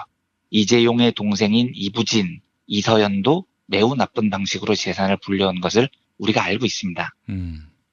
그런데 정의선, 이렇게 말씀을 드리면 정의선이 누구야? 이런 반응을 보이시는 분들이 꽤 있어요. 이 정의선이 바로 정몽구 아들입니다. 현대차 3재 승기의 주인공이죠. 굉장히 중요한 사람이고 무지하게 나쁜 놈인데 사람들이 잘 몰라요, 이 사람을요. 그러면은 야곱쯤 되겠군요. 야곱쯤. 그렇죠. 그런 사람인 겁니다. 네. 정말 적절한 비유였습니다. 조금만 더 해보겠습니다. 정성이, 이 이름을 이야기를 하면 누군지 모르는 사람이 80%쯤 됩니다. 정몽구의 장녀고요. 지금 이노션이라는 현대차 계열의 광고회사 오너입니다. 그런데 사람들이 모르죠. 정명이 이러면 어떻습니까? 이 정도 되면 아는 사람을 제가 본 적이 없어요. 예, 현대카드, 현대캐피탈 같은 현대차 그룹 계열의 금융사를 물려받을 가능성이 높은 둘째 딸입니다. 역시 매우 비중 있는 인물이지만 사람들이 잘 모르죠. 정윤이 이러면 진짜 아무도 모릅니다. 막내딸이래요. 예. 헤비츠 호텔 앤드 리조트라는 곳을 물려받을 가능성이 높습니다. 무슨 이야기냐면 정몽구도 마찬가지고요. 그의 자녀가 1남 3녀인데 이 자녀들도 현대차 그룹의 3세로 주요 계열사들을 다 물려받을 거예요. 지금 소문으로는 정몽구 회장이 치매에 걸렸다는 이야기가 나오고 있거든요. 그러면 곧 이 3세들의 시대가 열릴 겁니다. 그리고 이 3세들도 굉장히 악질적인 방법으로 재산을 불렸습니다. 그런데 사람들이 잘 모른다는 게 문제입니다. 예. 삼성이 원톱이 된 이후에 너무 세상의 관심이 삼성과 이재용 쪽에 쏠리다 보니까 현대차 정몽구 일가는 좀 거저먹는 듯이 악행을 저질렀던 경향이 있었던 거죠. 예. 아까 제가 이재용 재산이 9조 원이라고 말씀을 드렸는데 이게 엄청나서 그렇지 정의선 그 아들도요. 지금 재산이 3조 원 정도 됩니다. 이 3조 원 모으는 과정도 개판 5분 전이에요. 어마무시한 탈법과 편법이 있었습니다. 잘 안 알려졌을 뿐이죠. 말씀드렸듯이 이제 이명박이 검찰에 오늘 소환이 되죠. 근데 사람들은 이명박의 온갖 나쁜 짓에 대해서도 이팔성도 심지어 이야기가 되고요. 제과점에서도 돈을 받았다는 것도 이야기가 되는데 다스 이야기도 다 하고 하는데 의외로 정몽구하고 이명박이 어떤 유착을 했느냐, 어떤 나쁜 짓을 했느냐에 대해서는 의외로 상상력이 조금 제한이 돼 있습니다. 아까 말씀드린 그 두 가지 이유 때문이 아닐까 싶어요. 예. 그런데 상식적으로 보면 다스는 자동차 부품 회사죠. 그리고 매출의 90%를 현대차 그룹으로부터 받습니다. 그리고 정몽구는 이명박이 대통령이 되자마자 제일 먼저 사면을 받았던 인물이에요. 그러면 여기에 뭔가 야료가 있을 가능성은 무지하게 높다고 생각을 하는 게 상식입니다. 그렇죠? 참여연대 폭로를 살펴보기 전에 하나만 더 사적인 이야기를 덧붙이겠습니다. 정몽구가 1938년생입니다. 이제 올해 80이죠. 이명박이 1941년생입니다. 올해 77이고요. 이 두 사람의 나이 차이가 3살밖에 안 납니다. 그런데 이 두 사람은 젊은 시절에 현대건설이라는 분야에서 동고동락을 한 사이입니다. 1970년대 이명박이 현대건설 사장이었고요. 정몽구는 한국도시개발이라는 현대그룹 계열사 사장이었어요. 그런데 한국도시개발은 현대건설에서 분사를 한 회사입니다. 그러니까 역할 분담이 어떻게 되냐면 정몽구와 이명박은 건설이라는 카테고리 아래서요. 정몽구가 한국도시개발 사장으로 택지를 따오고 건설 프로젝트 같은 걸 따오면 이명박이 거기에 아파트를 지었던 겁니다. 요 프로젝트로 굉장히 가까웠던 사업 파트너였던 거죠. 당연히 상상을 해보면 당시의 관계는 압도적으로 정몽구가 우위에 있었을 겁니다. 나이도 정몽구가 3살이 많았고 정몽구는 이제 당시에는 정주영의 차남이었습니다. 지금은 장남이지만 원래 장남이 1982년에 교통사고로 목숨을 잃어서 장남이 된 거거든요. 어쨌든 정몽구는 오너의 아들이었으니까 압도적인 힘의 우위가 있었겠죠. 이명박은 전문 경영인이었을 뿐이었고요. 예. 하지만 그것과 상관없이 분명한 건 뭐냐면 정몽구와 이명박은 거의 동년배 사이로 건설 사업을 하면서 청춘을 함께 보낸 직업적으로 굉장히 가까웠던 사이였다는 겁니다. 그런데 이런 관계 속에서 이명박이 현대차의 자동차 부품을 납품하는 다스를 만들었고 현대차는 이 다스의 일감을 지속적으로 몰아줬습니다. 그리고 이명박이 당선되자마자 비자금 사건으로 대법원에서 최종 유죄 판결을 받았던 정몽구를 사면 복권해주죠. 예. 우리가 알고 있는 돈의 신, 이명박의 성격을 생각해 보십시오. 과연 이 관계에서 아무런 대가가 오가지 않았을 확률이 몇 %나 되겠습니까? 그리고 만약에 여기서 대가가 오갔다면 뉴욕제가나 이팔성 정도가 갖다 바친 뇌물의 액수와는 비교할 수 없을 정도로 규모가 클 거라는 상식적인 추정을 해볼 수가 있는 겁니다. 예, 예. 검찰도 지금 삼성뿐 아니라 현대차도 다스 소송비를 대납했다는 의혹을 잡고 수사를 하고 있습니다. 그런데 지금까지 전해진 바는 뭐냐면 현대차가 2009년에 다스의 소송 비용을 대납하는 형식으로 100만 달러를 이명박에게 건넸다는 혐의예요. 10억 원 정도 되는 돈입니다. 이 부분을 검찰이 뇌물로 의심을 하는 거죠. 반면에 현대차는 그거는 우리가 특허 소송 2건의 비용을 낸 거지 다스하고는 무관하다 이렇게 해명을 하고 있고요. 요 부분에 대해서도 삼성과 현대차에 대한 강도가 조금 달라요. 삼성은 370만 달러, 60억 원 가까운 돈을 대납한 혐의가 있는 거고 지금 피의자 신분인 겁니다. 예. 이학수 부회장이 피의자 신분으로 검찰에 출석을 했죠. 그런데 현대차는 아직까지 참고인 신분으로 조사를 받고 있습니다. 그런데 제 생각에요. 현대차가 삼성에 가려져서 그렇지 이명박과 정몽구의 사적인 관계를 생각을 해보면 저는 정몽구가 훨씬 더 이명박에게 뭔가를 많이 쥐어줬을 가능성이 높다는 생각이 듭니다. 이런 상황에서 12일에 참여연대가 폭로를 했습니다. 폭로를 살펴보겠습니다. 2009년에 현대차 계열사 중에 현대 MCT라는 계열사가 있습니다. 그런데 현대차 그룹이 이 계열사를 다스에 매각을 하려고 합니다. 이 정황을 보여주는 계약서를 익명의 공익제보자로부터 참여연대가 입수를 해서 양해각서를 공개를 했습니다. 물론 실제로 이 계열사를 매각하는 과정은 이루어지지는 않았어요. 미수에 그친 겁니다. 그런데 이 현대 MCT라는 회사가 어떤 회사냐면 차량 시트를 만드는 회사입니다. 현대차 그룹 계열사니까 당연히 매출의 100% 가까이가 현대차에 납품을 하는 걸로 나옵니다. 예. 지분도 100% 현대차 그룹이 가지고 있어요. 굉장히 안정적인 회사입니다. 이 회사는 그냥 시트 만들어서 현대차 기아차에 납품을 하면 되는 거예요. 예. 이익률이 높지는 않지만 거저먹는 회사인 건 분명한 거죠. 이 회사 재무제표를 보면 매출이 매년 4,500억 정도 됩니다. 그리고 거의 일정하게 그 매출이 유지가 돼요. 이익을 많이 남기진 않지만 매출 규모는 상당히 안정적입니다. 왜냐하면 이런 회사는 본사의 이익을 많이 넘겨주려고 만든 계열사이기 때문에 오너가 소유하고 있지 않다면 이익이 엄청나게 나지는 않아요. 하지만 그래도 이익도 매년 안정적으로 50억 가까이 이익을 내고 있습니다. 그런데 이 매출 4,500억짜리 알짜 회사를 현대차 그룹이 다스에 팔려고 했다는 거예요. 그러니까 공개된 계약서를 보면 파는 쪽인 현대차 그룹의 이름과 도장, 간인까지 다 찍혀 있습니다. 회사를 사려는 쪽인 다스가 도장만 쾅 찍으면 바로 계약이 체결이 되는 그런 완성 단계의 계약서였다고요. 이 계약서가 만들어진 시간이 2009년 12월 1일로 나옵니다. 그럼 이제부터 추정을 해보는 겁니다. 보통 이렇게 기업의 인수합병이나 매각은 논의 과정이 한 1년 넘게 유지가 됩니다. 참여연대에 제보를 한 공익제보자에 따르면 이 계약이 논의된 게 2008년 8월 15일에 정몽구가 특별 사면하고 복권을 받았는데 요 바로 직후부터 논의가 시작됐다는 겁니다. 그리고 요때부터 이제 현대차 그룹이 다스에 일감 몰아주기를 시작했다는 거죠.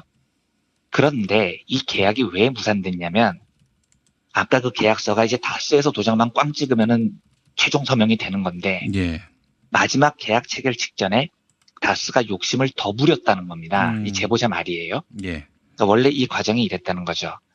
현대차 비자금 사건으로 정몽구가 2008년 6월에 대법원에서 유죄 판결을 받고요. 딱 73일 뒤에 이명박이 정몽구를 특별사면 복권해 줍니다. 예. 그리고 그 직후에 이명박 쪽에서 이런 요구를 했다는 거예요. 제보자 주장에 따르면 현대차의 시트 사업부를 통째로 내놔라. 이렇게 주장을 했다는 거예요. 아, MB가 정몽구한테요? 네, 그러니까요. 이게 제보자 주장입니다. 너무 이상적인데요? 어떻게 그 하청업체의 실소유주가 원청업체 보고 네 회사 중 일부를 달라. 아, 이건 좀 너무 이상적이지 않습니까? 말도 안 되는 소리인 거죠. 예, 근데 이게 사실이라면 어마무시한 요구를 이명박이 한 거예요. 제보자 말이 사실이라면. 예. 그런데 이 시트 사업부를 통째로 내놓을 수는 없는 겁니다. 현대차 입장에서도 이건 너무 큰 거니까요. 예. 그래서 현대차에서 협상을 벌였다는 겁니다. 그러면 시트 사업부 통째로 줄 수는 없고요. 드릴 수는 없고요. 우리 계열사 중에 시트를 만드는 현대 MCT라는 회사가 있는데 요걸 다스에 팔게요. 라는 겁니다. 그래서 그 계약서가 만들어졌다는 거예요. 예. 그런데 이 계약이 왜 떨어졌냐면 이유가 황당한데 다스가 최종 기업을 사고 파는 매각 단계에서 현대 MCT라는 회사를 살려면 돈을 얼마를 주고 뭐 이런 계약을 해야 되지 않습니까? 예. 그런데 다스가 현대 MCT를 공짜로 내놔라 이렇게 주장을 했대요. 야. 제보자의 주장입니다. 이게 사실이라면 이명박과 다스는 날강도계의 레전드가 되는 겁니다. 네. 살아 숨쉬는 날강도의 전설의 반열에 오르시는 거죠. 저희는 이럴 때 이런 표현을 씁니다. 관용어인데 클래스가 다르다. 클래스가 다른 겁니다. 네, 진짜 클래스가 그렇습니다. 다르다. 예. 아, 정말 참. 제가 이 참여연대 홈페이지에서 이걸 쭉 보다가 진짜 그런 느낌이 들었습니다. 왜냐하면 현대 MC트라는 회사는 말씀드렸듯이 연 매출이 4,500억짜리 회사예요. 그런데 누군가가 현대차그룹 정봉구한테 가서 야, 연 매출 4,500억짜리 회사를 공짜로 내놔라. 이럴 수 있는 사람이 세상에 어디 있겠습니까? 예. 제보자 말이 사실이라면 이명박은 실로 클래스가 다른 제안을 한 거죠. 아유, 참. 그런데 생각을 해보면 저는 이게 훨씬 설득력이 있어요. 이명박과 정몽구의 관계를 생각해 봤을 때, 그리고 정몽구가 유죄 판결을 받자마자 70일 만에 이명박이 정몽구를 사면 복권해줬다는 사실을 상기해 봤을 때, 지금 검찰이 수사를 하고 있는 다스 소송비 대납 규모가 10억 원인데 이명박이 이 10억 원을 현대차한테 받고 만족을 했겠습니까? 대학 후배인 이팔성한테도 20억 원 넘게 받는 사람이 현대차 그룹에 총수를 사면해줬는데 10억 원 받고 만족했을 리가 없다는 거죠. 아무리 상식적으로 생각을 해봐도요. 그런데 이제 이 상황은 현대차가 이명박한테 아무리 설설 기어도 아니 매출 4,500억짜리 회사를 어떻게 무상으로 넘겨줄 수 있겠습니까? 이건 안 되는 겁니다. 그래서 이제 이 계약이 무산됐다는 건데요. 제보 내용이요. 그 대신에 다스가 현대차로부터 엄청난 물량을 받게 됐다가 참여연대 폭로 내용의 요지예요. 예. 그러면 이 제보자의 주장이 얼마나 신빙성이 있을까요? 저는 굉장히 높다고 봅니다. 왜냐하면 계약서, 이제 정확하게 말하면 양해각서인데요. 이 각서가 일단 있어요. 이 각서가 공개가 됐습니다. 이 말은 어떤 이유에서인지는 조사를 해봐야겠지만 현대차 그룹이 매출 4,500억짜리 알짜 회사를 다스에 넘기려고 했다. 이건 분명하다는 겁니다. 예. 왜 그랬냐는 거죠. 이게 뇌물이 아니면 현대차가 이 회사를 다스에 넘길 이유가 하나도 없습니다. 이건 왜 제가 그렇게 확신하냐면요. 현대차 그룹은 세계적으로 수직 계열화라는 경영 방침으로 굉장히 유명한 회사입니다. 수직 계열화가 뭐냐면 어떤 산업에는 핵심 산업이라는 게 있고요. 그 핵심 산업 앞뒤에 전방 산업이라는 것도 있고 후방 산업이라는 것도 있습니다. 전방 산업은 핵심 산업의 앞단계 산업을 말하고요. 후방 산업은 핵심 산업의 뒷단계 산업을 말합니다. 예를 들면 자동차 산업이 있다면요. 자동차 산업에서는 당연히 자동차를 만드는 산업이 핵심 산업이죠. 그러면 뭐가 자동차 산업의 전방 산업이냐? 자동차의 앞단계 산업, 자동차에 사용되는 철판을 만드는 철강 산업이 전방 산업이 되는 겁니다. 후방 산업은 자동차가 다 만들어진 다음에 판매가 되면 이걸 관리해주는 자동차 수리업, 자동차 보험업, 자동차 할부업 이런 게 이제 후방 산업이 되죠. 예. 그런데 기업이 경영을 할 때 두 가지 패턴이 있습니다. 어떤 패턴은 핵심 산업에만 집중하는 기업이 있어요. 나는 자동차 만드는 그 일에만 올인할게. 우리 핵심 역량을 거기에다가만 쏟아붓는다. 철강이나 할부업 같은 전후방 산업은 우리 주력이 아니니까 다른 곳에서 알아서 해. 이런 관점이 있습니다. 애플 같은 회사가 대표적인 기업이죠. 애플은 오로지 핵심 산업인 휴대폰의 디자인과 설계에만 집중을 합니다. 휴대폰 만드는 공장도 애플이 안 가지고 있어요. 그것조차도 자기들이 하지 않습니다. 그러니까 전후방 산업을 전부 다른 회사에 넘기고 핵심 사업에만 역량을 집중하는 회사들이 있습니다. 예. 반면에 다른 관점을 갖고 있는 기업도 있어요. 핵심 산업도 내가 하고 전방 산업, 후방 산업까지 전부 다 내가 해먹을래. 이런 기업들이 있습니다. 그러니까 자동차 산업이라면 전방 산업인 철강도 우리 계열사가 맡고 후방 산업인 자동차 수리업, 할부업, 운송업도 전부 우리 계열사가 맡고 하여튼 자동차와 관련된 전후방 사업을 전부 다 계열사로 만들어서 내가 다 해먹을게. 이런 회사가 있어요. 예. 이런 전후방 산업을 모두 자기 계열사로 두는 형태를 수직 계열화를 했다라고 말을 합니다. 아, 수직 계열화라는 말이 그런 말이군요. 예, 그렇습니다. 그런데 현대차는 우리나라 재벌들 중에서도 압도적으로 이 수직 계열화 분야에서 1등인 기업이에요. 그리고 세계적인 자동차 메이커들 중에서도 이 수직 계열화 분야에서는 압도적인 1등인 기업입니다. 철강도 하죠. 시트도 하죠. 운전대도 만들죠. 부품도 전부 다 현대차 계열사에서 만들어요. 공장을 짓는 것도 현대건설에서 합니다. 차를 만들면 운반은 글로비스가 맡죠. 할부는 현대캐피탈에서 합니다. 광고는 이노션에서 하죠. 거의 완벽하게 자동차와 관련된 전 후방 산업을 수직 계열화를 통해서 완전히 장악을 하고 있습니다. 이게 제가 그냥 내린 평가가 아니고요. 객관적인 평가가 그렇습니다. 조선일보에 작년에 나온 기사를 보면 제목이 이래요. 수직 계열화 덫에 걸려 현대 기아차 그룹 급브레이크라는 기사 제목이 있습니다. 그리고 이 기사 내용을 보면 조선일보가 이렇게 써요. 현대그룹은 현대 기아차를 정점으로 자동차 원재료인 강판부터 부품, 완성차까지 모두 생산하는 수직 계열화가 전 세계 완성차 업체 중 가장 잘 이루어져 있다. 이렇게 적혀 있습니다. 객관적인 평가라는 겁니다. 예. 이게 조금 더 해석을 해보면 이런 뜻인 겁니다. 현대차 그룹은 계열사를 더 만들면 만들었지 절대로 계열사를 파는 그룹이 아닙니다. 현대차 그룹은 지금까지 10몇 년 동안 활동해오는 걸 보면 일관되게 그룹 계열사 숫자를 계속해서 늘려온 대표적인 그룹이에요. 이게 이 그룹 본능입니다. 수직 계열화라는 철학을 바탕으로 절대로 계열사를 팔지 않고 계열사를 확장해 나가죠. 이게 삼성하고도 조금 다릅니다. 삼성은 이재용이 집권한 다음에 화학 분야를 롯데에 넘겨요. 그리고 금융, 전자, 바이오 이 세 부분에 집중하겠다. 이런 성향을 드러내기 시작을 하죠. 그런데 현대차는 아니에요. 계열사 욕심이 무지하게 많은 그룹입니다.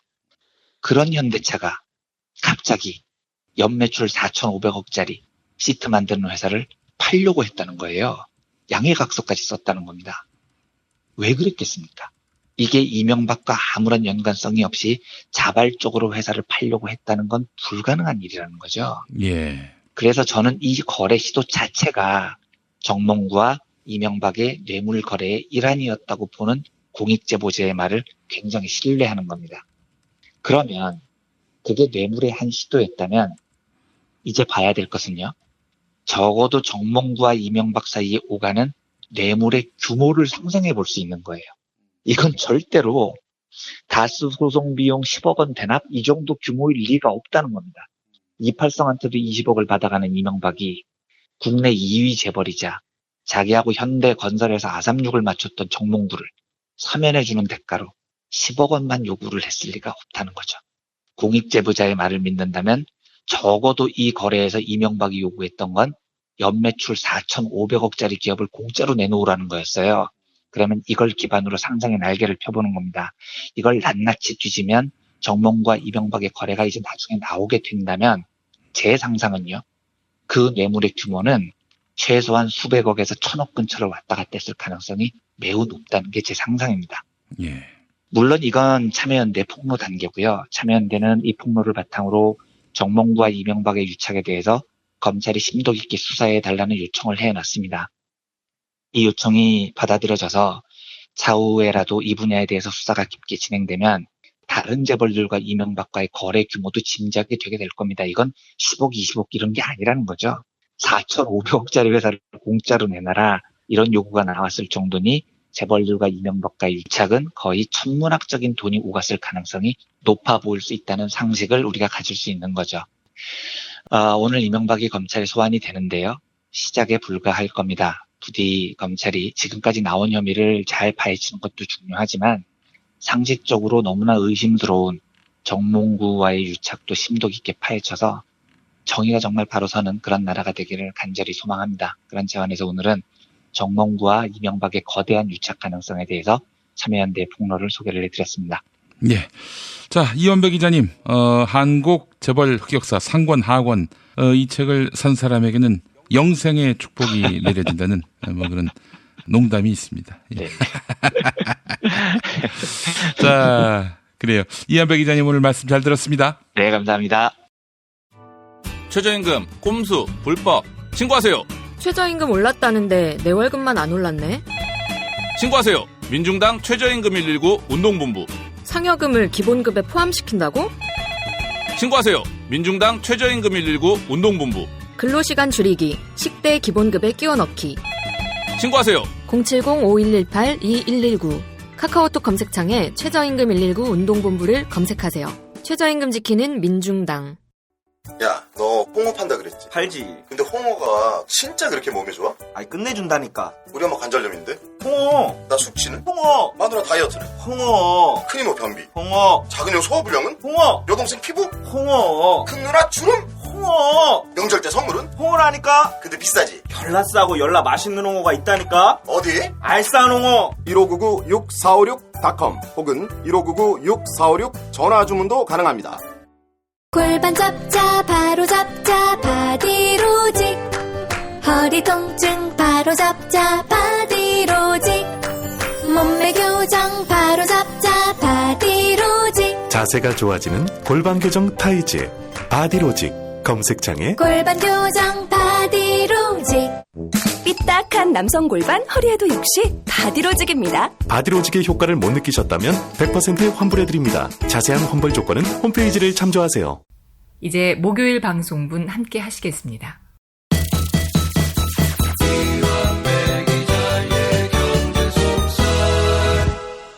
민중의 소리 이완배 기자 만나겠습니다. 이완배 기자님. 네, 안녕하십니까. 예, 이명박 씨가 검찰에 소환됐습니다. 많은 법조인들은 이명박 씨가 구속될 것이다 라고 보고 있고, 단 한 명도 빼놓지 않고, 이명박 변호인은 모르겠습니다만은 단 한 명도 빼놓지 않고 이명박의 현재 혐의는 구속감이다, 이렇게 평가를 하더군요. 네, 저도 이제 법은 잘 모르지만 꼭 그 구속이 이루어지기를 정말로 간곡히 소망을 하는 사람인데요. 예. 그래서 오늘은 좀 특이하게 이명박 구속의 경제적 가치는 얼마인가라는 주제로 말씀을 드려볼까 합니다. 아이고, 아주 달달합니다. 예.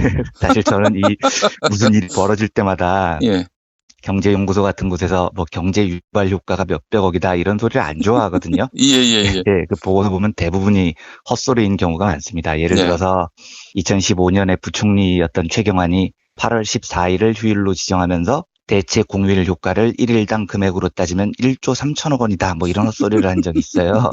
제가 그때 기사로 뭐라고 썼냐면 하루를 더 쉬는데 1조 3천억 원 경제 효과가 있으면 맨날 쉬면 되겠네. 이런 기사를 썼습니다. 아니, 근데 그자들이 지금 계속 쉬잖아요. 경제가 살아나고 있습니다. 네. 그런 애들을 쉬게 하면은 경제는 확실히 살아나는 거죠. 그렇습니다. 예. 하여간이 경제 유발 효과 이런 수치는 대부분 못 믿을 수치들이에요. 예. 저도 오늘 비슷한 짓을 지금 해보려고 합니다. 결과부터 말씀드리면 저는 이명박 구속의 경제적 유발 효과는 대략 64조 원 정도다라고 말씀을 드릴 거예요. 어이구, 액수까지 특정하셨습니까? 네, 그런데 요거 약간 농담 비슷하게 말씀드리는 겁니다. 그러니까 와, 이완배가 방송에서 이명박이 구속되면 64조 원의 가치가 있대. 이렇게 너무 진지하게 안 받아들여 주셨으면 합니다. 64조 원은 남들이 그렇게 하니까 저도 한번 해보고 싶어서 웃자고 한번 해보는 시도고요. 왜 제가 이런 주장을 하는지 그 이유가 우리에게는 더 필요합니다. 우선 경제학에서 뇌물이라는 것을 다룰 때 렌트 시킹이라는 용어를 사용합니다. 이 용어부터 이해를 같이 해보죠. 이게 노벨 경제학상을 수상한 제임스 뷰캐넌이라는 학자의 주장인데요.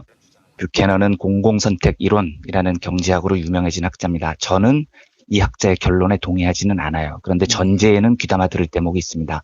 어떤 전제냐면 뷰캐넌은 정부 관료 혹은 정치인들은 공공을 위해서 일을 하는 소신을 가진 사람들이 아니다라고 주장을 합니다. 이 사람들도 모두 호모 에코노미쿠스, 즉 자기의 이익을 극대화하기 위해서 일하는 사람이라는 거죠. 그래서 뷰캐넌이나 고든 톨록 같은 공공선택학파 경제학자들은 정부는 공익을 위해 존재하는 것이 아니고 지대를 추구하는 집단이다, 이렇게 정의를 합니다. 지대요? 네, 여기서 지대를 추구한다는 말이 제가 아까 말씀드렸던 렌트 시킹, 렌트를 추구한다, 이런 용어예요. 주의할 점은 여기서 렌트라는 말이 우리말로 번역이 될 때 지대로 번역이 됐는데, 지대라고 하면 왠지 월세 같은 돈이 생각이 나죠. 렌트를 번역하다 보니 이렇게 생긴 일인데요. 이때 렌트 시킹에서 렌트는 월세가 아니고요. 경제적 지대, 즉 정당한 몫을 넘어서는 돈을 뜻합니다. 1,000원어치 일을 해놓고 3,000원을 내놔라고 하면 여기서 2,000원은 정당한 몫을 넘어서는 돈이죠. 이게 바로 렌트 시킹에서 말하는 렌트, 즉 경제적 지대라는 뜻입니다. 그리고 뷰캐넌은 정치인들이란 다 이렇게 정당한 이상을 추구하는 렌트 시커들이다라고 보는 거예요. 비슷한 주장을 하는 고든 톨록 교수는 지대 추구란 사회적 또는 정치적 여건을 조작해서 생산성에 별 기여를 하지 않은 채 다른 사람과 기업의 이익을 가로채는 것이다. 이렇게 정의를 하죠. 그래서 저는 뷰캐넌이나 털록 같은 사람들의 이 공공선택 이론을 썩 달가워하지는 않습니다. 왜냐하면 이 사람들 결론이 어디로 흐르냐면요. 정치 불신주의 이런 쪽으로 흘러가요. 저는 그렇게 생각하지 않습니다. 다만 한국의 정치인들 중에 렌트시커, 지대를 추구하는 탐욕적인 사람들이 매우 많다라는 대목에는 동의를 합니다. 예. 하지만 그 해법을 정치를 무시하자 이렇게 돼서는 안 되고요. 정치를 어떻게 공익적으로 만들 것인가를 고민해야 되는 겁니다. 이제 이건 되고요. 제가 뷰캐넌의 전제 중에 동의하는 건 조금 전 말씀드렸듯이 한국 정치권의 렌트시커들이 판을 치고 있다는 거죠. 그래서 저는 어떤 정치인들이 좋냐면 권력욕이 없는 정치인이 좋더라고요. 이 정치를 잘 아시는 분들이 자주 저한테 해주시는 얘기가 권력욕이 있어야 성공할 수 있다. 아, 저 정치인은 다 좋은데 너무 권력욕이 없다. 그게 약점이다. 이렇게 설명을 해주시던데. 권력욕이 생기기 전에 기본적으로는 없었는데 권력욕이 생기기도 전에 망한 제가 봤을 때 한국 정치에서는 권력욕 없이는 사람이 모이지 않습니다. 기본적으로. 그렇죠. 예, 그런 것 같더라고요. 그래서 제가 그런 설명을 들으면 이성적으로 생각하면 일리가 있어요. 그 말이 맞는 것 같아요. 그런데 저는 굉장히 감정적인 사람이어서 그런지 여전히 저는 권력욕이 없는 정치인이 더 좋더라고요. 그러니까 정치를 안 하겠다고 빼는 정치인이 더 신뢰가 갑니다. 이게 왜냐하면 지대 추구, 렌트 시킹에 대한 의심 때문에 그런 겁니다. 예. 나 국회의원 할 거야. 나 고위공직자 될 거야. 나 대통령 할 거야. 막 이런 욕구를 거침없이 표현하는 정치인들을 보면 왜 그러지? 왜 저렇게 저게 되고 싶지? 라는 궁금증이 저는 들고요. 그 다음에 저 사람이 저렇게 권력에 집착하는 이유는 지대를 추구하고 있기 때문이 아닌가 그런 의심이 들어요. 예. 왜냐하면 공공의 이익을 생각한다면 내가 꼭 국회의원이 돼야 돼. 내가 대통령이 꼭 돼야 나라가 바뀌어. 이런 생각이 잘 안 들거든요. 누가 하는 게 우리 공공을 위해서 더 좋을까? 나보다 더 좋은 적임자가 없을까? 이걸 돌아보게 되죠. 그런데 대부분 정치인들은 내가 해야 나라가 좋아져 라고 목소리를 높입니다. 그래서 그걸 보면서 저는 썩 유쾌하지가 않은 겁니다. 아무리 봐도 공익을 빙자한 렌트시킹 같은 의심이 들어요. 이담이지만 그래서 제가 좋아하는 정치인은 떠밀리듯이 정치하는 분들을 저는 좋아해요. 그러니까 내가 해야 돼? 나보다 좋은 사람 많잖아. 왜 나야? 이렇게 진심으로 빼는 사람들이 있습니다. 근데 주변에서 계속 권해요. 당신이 해줘야 돼요. 좀 도와주세요. 당신이 정말 잘할 수 있어요. 그러면 싫은데 왜 안 돼? 난 정치하고 안 맞아. 그래도 하셔야 됩니다. 이 과정을 한참 거쳐서 결국은 내가 싫지만 이게 해야 하는 일이라면 해보겠다. 이렇게 결정하는 사람은 렌트 시킹을 할 가능성이 굉장히 낮습니다. 예. 공익적일 확률이 훨씬 높은 거죠. 제가 요즘 정치하시는 분들을 가끔 뵙게 되는데 대부분 내가 뭘 해야 돼?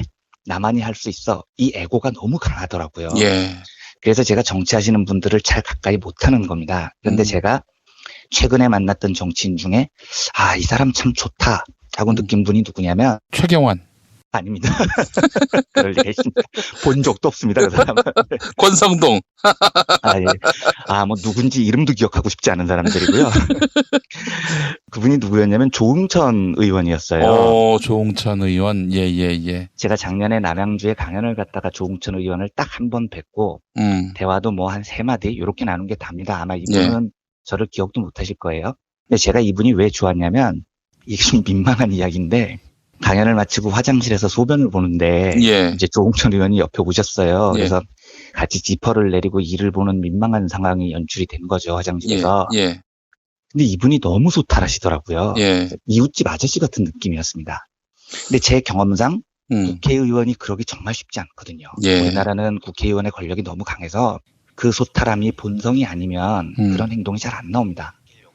제가 보통 강연 때 웃기려고 저를 소개할 때 40대 중반에 진보 진영으로 전향한 민중의 도를 유한배입니다. 뭐 이렇게 이제 농담을 하고 시작을 하는데 강의 마치고 조홍천 의원이 화장실에서 저한테 이 기자님 저야말로 50대 넘어서 이렇게 전향을 해서 면목도 없고요. 죄송하고 그래요. 우리 나중에 소주 한잔 합시다 이러는데 말투가 진짜 옆집 아저씨 같은 거예요. 그 아이들한테는 뽀로로 통해요. 그냥 빨리. 그렇습니까? 그런 느낌이더라고요. 진짜로요. 제가 이제 정치부 기자들한테 물어보니까 예전에 김용민 PD님께서 소개해 주셨지만 정윤 횟집인가? 뭐 하여튼 그런 이름이 될 뻔했던 횟집을 하시면서 정윤 횟집도 그렇고요. 십상 스시. 유쾌하신 거죠, 이분이. 예. 그거 하시면서 정치 안 한다고 빼고 또 빼다가 이제 나중에 결국은 하게 된 거죠. 그런데 남양주가 제가 듣기로 당시 총선 분위기로는 민주당 후보가 되는 게 거의 불가능한 지역이었다고 하더라고요. 예. 야권에 굉장히 불리한 지형이었다는 거죠. 그런데 이분이 정치 안 할래 하고 한참 빼다가 이제 결국 설득이 돼서 그래요. 아휴, 내가 필요하다니까 해봅시다. 어디 나갈까요? 남양주요? 아휴, 좋아요. 해봅시다. 뭐 이렇게 됐다는 겁니다. 예. 근데 이런 분들은 제 느낌상 공익적인 정치인이 될 가능성이 아주 높아요. 그러니까 애초에 정치를 사익 추구나 렌트시킹 관점에서 안 보는 겁니다. 이 진보정당 안에서도요. 비례대표 후보를 뽑을 때 보면 비례대표가 이제 제일 당선 가능성이 높은 거니까요. 두 부류가 있어요. 내가 할게. 내가 해야 돼. 내가 앞번호 받아야 돼. 이런 스타일이 있고요. 내가 해야 돼? 아, 왜 나야? 좋은 동지들 많잖아. 아유, 그래도 당신이 좀 해야 돼요. 아, 싫은데? 이러다가 하시는 분이 있어요. 근데 적어도 저는 특히 진보정당 안에서는 내가 할게. 나여야 된다. 이런 분들을 보면 조금 위험하다고 생각하는 쪽입니다. 그러니까 그 당선 가능성이 낮은 작은 정당에서 열과 성을 바친 동지들과 함께 당을 끌고 와서 겨우 비례 한 서너 석 정도 얻을 힘이 생겼는데 그걸 내가 꼭 해야 돼라고 주장하면 글쎄요. 그게 그 동기가 저는 왠지 공익적일 확률이 낮아 보이는 겁니다. 그래서 뭐 김수민 평론가 같은 분이요. 이분 제가 개인적으로 잘 모르는데 제가 장담할 수 있습니다. 이분 정치할 때 매우 공익적인 정치인이었습니다. 예. 그걸 어떻게 하냐면 구미에서 녹색당 간판을 달고 시의원에 출마한다. 이건 무덤 같은 겁니다. 예. 10중 8구 떨어질 걸 각오하고 내보내는 희생자 같은 거예요. 그런데 그 제안을 받고 깨끗하게 승복하고 알았어. 내가 필요해. 그럼 내가 할게. 이렇게 떨어질 걸 각오를 하고 출마를 해요. 예. 이런 분들은 정치 권력 자체를 렌트시킹 관점에서 절대 보지 않는 겁니다. 상당히 믿을 만한 공익적인 분이라는 거죠. 그러면 다시 본론으로 돌아와서요. 뷰캐넌 같은 경제학자의 관점으로 볼 때 대부분 정치인이 이 렌트시킹 관점에서 정치를 한다면 당연히 뇌물이 일상화가 됩니다. 왜냐하면 정치를 하는 이유 자체가 부당한 이익을 노리는 거니까요. 이런 정치 구조에서는 경제가 뇌물을 지탱하기 시작을 합니다. 왜냐하면 창의적인 경영 활동을 하는 것보다 뇌물을 주는 게 훨씬 이익이 되는 겁니다. 이런 세상은요. 예. 이렇게 되면 사회 전체적으로 경제적인 재화가 매우 비효율적으로 분배가 되죠. 연구개발에 쓰여야 될 돈이 뇌물이 되는 겁니다. 문제는 이 뇌물로 주고받는 지대, 렌트라는 게 새로운 부가가치가 아니라는 데 있습니다. 아까 털록 교수의 말처럼 지대란 생산성에 별 기여를 하지 않은 채 다른 사람의 이익을 가로치는 거니까요. 그러니까 기업이 렌트시커한테 뇌물을 주고 이익을 챙기면 그 이익은 원래 누군가가 받아야 될 이익을 가로채해서 만들어진 거라는 겁니다. 예. 이게 얼마나 위험하냐면요. 이런 주장을 제가 하면 너무 과장하는 느낌이 드실까봐 매우 신빙성이 있는 단체의 연구 결과를 인용하겠습니다. 무려 IMF의 2016년 보고서입니다. IMF는 보고서에서요. 부패가 민간 부분 생산성을 낮추며 공공투자를 왜곡하고 공공재원을 잠식한다. 그래서 경제에 직접적인 악영향을 미친다. 이렇게 정의를 합니다. 어떻게 미치느냐면 놀라울 정도로 무서운 일들이 벌어집니다. 첫째, 뇌물이 통용되는 사회에서는 우선 기업이 투자와 혁신을 안 합니다. 그걸 추구하기보다 정치인을 매수하는 게 유리하니까요. 2번, 세금이 제대로 잘 안 거칩니다. 뭐 뇌물 때문에 세금이 안 거쳐 웬 오버야 라고 넘어갈 문제가 아니에요. 이게요. IMF의 공식적인 주장은 왜 안 거치냐면 국민들이 정부를 안 믿으니까 세금 저항이 강하다는 겁니다. 예. 정부를 못 믿는데 세금을 왜 냅니까? 실제로 그래서 박근혜 정부 시절에 김용민 PD님도 조세 저항을 하셨죠. 박근혜 정부에게서는 세금을 내지 않겠다. 이런 주장을 하셨지 않습니까? 그러니까 부패에 대한 인식이 국민들에게 강하면 강할수록 이 세금을 내는 조세 저항이 강해지는 거죠. 반면에 부패에 대한 인식이 개선되는 것만으로도 IMF의 주장은 정부 세수가 GDP의 1% 가까이 늘어난다는 겁니다. 예. 부패가 없을수록 세금이 잘 거치고 부패할수록 세금이 덜 거치는 거죠. 부패하면은 빼돌리는 돈이 많을 테고 그렇다면은 국민에게 돌아갈 돈이 빼앗기는 셈이 되는 건데 사실은 국민에게 복지라든지 이런 혜택으로 돌아가게 된다면 세금 낼 맛이 날 거 아니에요. 그렇죠. 그게 북유럽 국가들이 갖고 있는 세금에 대한 인식인 거죠. 그런데 이명박 박근혜 시절엔 저도 세금 내기 싫더라고요. 저는 뭐 소득이 작아서 워낙 세금도 얼마 안 내지만 세금 떼갈 때마다 너무 짜증이 나는 겁니다. 저도. 세 번째, 물가가 불안해집니다. 야, 그건 너무 나갔다. 뇌물 좀 받았다고 뭐 물가까지 불안해져? 이렇게 생각하실 수도 있는데 아닙니다. IMF의 이 주장은 굉장히 신빙성이 있어요. 왜 물가가 불안해지냐? 이것도 정부에 대한 불신 때문입니다. 이 불신이 거세지면 정부의 통화정책이라고 하죠. 돈을 얼마나 풀고 죄느냐라는 정책에 대해서 시장 주체들이 믿지를 않아요. 그래서 정부가 물가를 잡으려고 해도 정책이 신뢰를 주지 못합니다. 실제 IMF의 보고서를 보면 통계가 나와 있는데 부패가 심한 나라일수록 물가가 불안정한 걸로 연관관계가 있습니다. 넷째, 금융이 퇴보합니다. 이건 너무 당연한 거죠. 왜냐하면 금융이라는 건 돈이 남는 사람에게 돈을 빌려서 모자라는 사람에게 빌려주는 행위입니다. 그러니까 돈이 꼭 필요한 곳으로 돌게 하는 중개 역할을 하는 게 금융이죠. 그런데 뇌물이 만연한 나라에서는 이 중개자의 역할이 필요가 없어집니다. 그냥 힘센 놈한테 돈을 주는 게 제일 효과가 크니까요. 그러니까 이런 나라에서 왜 사람들이 주식에 투자하겠습니까? 이명박한테 투자하는 게 훨씬 더 효과가 있는데요. 그래서 부정부패가 심한 나라일수록 주가가 낮아요. 우리나라 주가가 세계적으로 굉장히 낮거든요. 이걸 이제 코리아 디스카운트라고 부르는데 이 코리아 디스카운트의 제일 중요한 이유 중 하나가 부정부패라는 겁니다. 우리나라가 이게 얼마나 심각하냐면 1월에 국제투명성기구가 국가별 부패인식 지수라는 통계를 발표했는데요. 우리나라가 OECD 35개 회원국 중에 29위를 합니다. 최하위권인 거죠. 아시아 국가 중에서는 꼴찌였어요. 이러니까 금융 부분이 발전을 못하고 코리아 디스카운트가 생기는 겁니다. 이명박이 받아쳐먹었다는 그 뇌물은요. 이런 엄청난 부정적 효과를 경제에 가져오는 겁니다. 우리 다 9년 동안 겪어본 일이죠. 기업들 투자 제대로 안 합니다. 뇌물이 훨씬 더 효과가 있으니까요. 그렇게 해서 기업이 얻은 새로운 이익은 이게 새로 생긴 부가가치가 아니고요. 노동자의 목, 시민의 몫을 가로채 가버린 겁니다. 이명박근혜 시대에 우리나라의 소득 불평등 정도가 얼마나 셌는지를 생각해 보십시오. 기업들은 돈 엄청 벌었죠. 그런데 그 돈을 번 게 경쟁력이 높아져서 실력이 좋아져서 번 게 아니고요. 지대를 가로챈 겁니다. 우리 민중들에게 돌아와야 될 것을요. 실제로 이명박근혜 때 국가 경쟁력이 폭락을 합니다. 이 국가 경쟁력이라는 건 다보스 포럼을 주관하는 WEF 세계경제포럼에서 집계를 하는데 노무현 정부 때였던 2007년에 우리나라 국가 경쟁력이 11위였어요. 엄청나게 높았습니다. 그만큼 국가의 실력이 뛰어났다는 거죠. 그런데 이명박 시절에 5년 만에 이게 25위로 폭락을 합니다. 박근혜 때는 더 떨어져서 26위로 떨어지죠. 도대체 뭔 짓을 했길래 11위였던 실력이 25위, 26위로 떨어지냐고요. 렌트 시킹 때문인 겁니다. 지도자들이 뇌물이나 받아쳐먹고 있으니까 기업이 연구개발하는 것보다 뇌물 바치는데 더 혈안이 돼버린 거죠. 그래서 이제 결론이 뭐냐. 뇌물과 부정부패로 인해서 겪는 경제적인 손실에 대해서 2013년 월드뱅크 세계은행이 논문을 발표를 했는데 그 손실이 GDP의 3% 정도라고 봅니다.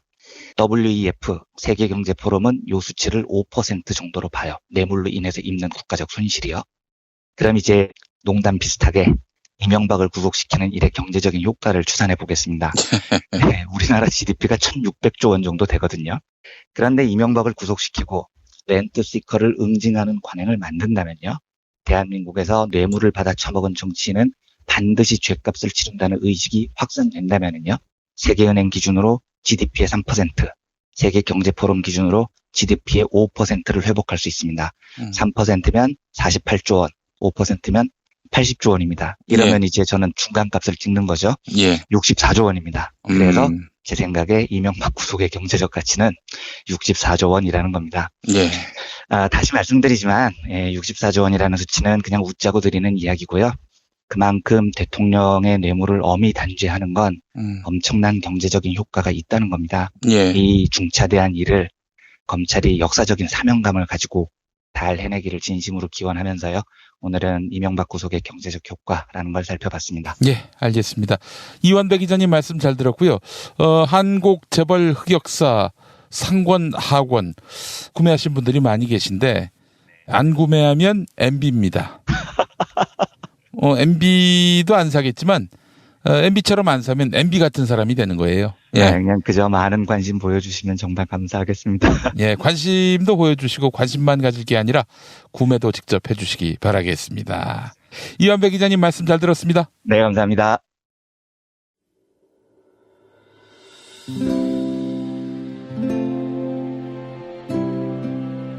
우리가 목사님은 우리 남북 관계에 있어서도 큰 정기를 마련해 주셨습니다.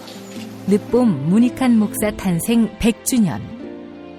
민주화와 통일운동을 위해 11년 4개월간 옥고를 마다하지 않은 행동하는 양심. 오늘 우리가 누리고 있는 이 민주주의 또 문익환 목사님 덕분이 아주 큽니다. 그가 24년 동안 살았던 서울 강북구 인수봉로 통일의 집이 6월 1일 문익환 통일의 집 박물관으로 거듭납니다. 사람들이 이렇게 항상 북적북적 이렇게 했던 공간이라 아버지한테만 아니라 우리 모두들한테 굉장히 큰 의미가 있는 통일의 역사를 기억하며 통일의 길을 모색하는 문익환 통일의 집 박물관 기념사업 추진위원으로 함께해 주시겠습니까? 이건 단지 어떤 유가족들의 유산이 아니라 우리 시대가 가지고 있는 유산이기 때문에 자세한 안내는 포털 사이트에서 문익환 통일의 집을 입력해 주세요.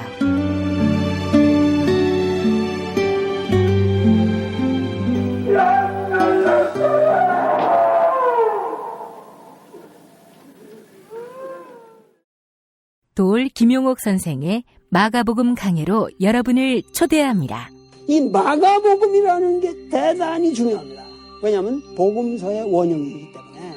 원형. 매주 일요일 아침 11시 서울 서대문구 충정로 20 서울 지하철 충정로역 9번 출구 앞에 있는 벙커원에서 도울과 만나세요. 율법을 믿으시겠다고? 신약이 율법의 완성이라고? 얼어빠질 그따위 기독교 내 입 앞에서 제발 입도 뻥끗 하지 말아요. 그런 소리는.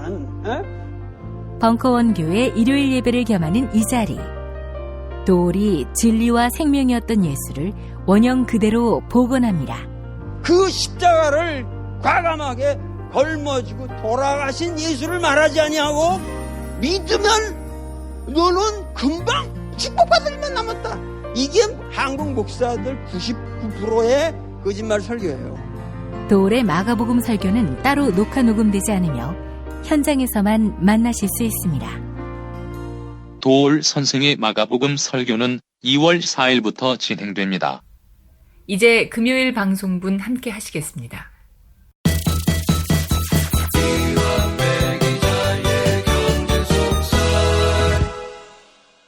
민중의 소리 이완배 기자 만나겠습니다. 이완배 기자님. 네, 안녕하십니까? 예.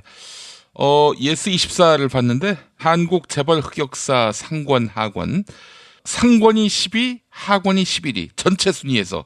야. 네, 그거보다도 더 중요한 뉴스는 김용민 PD님께서 햄을 잘못 드셔가지고 하루 종일 복통해서 고생하셨다는 그 뉴스 아닌가요? 되게 많은 분들이 걱정하시던데요. 네.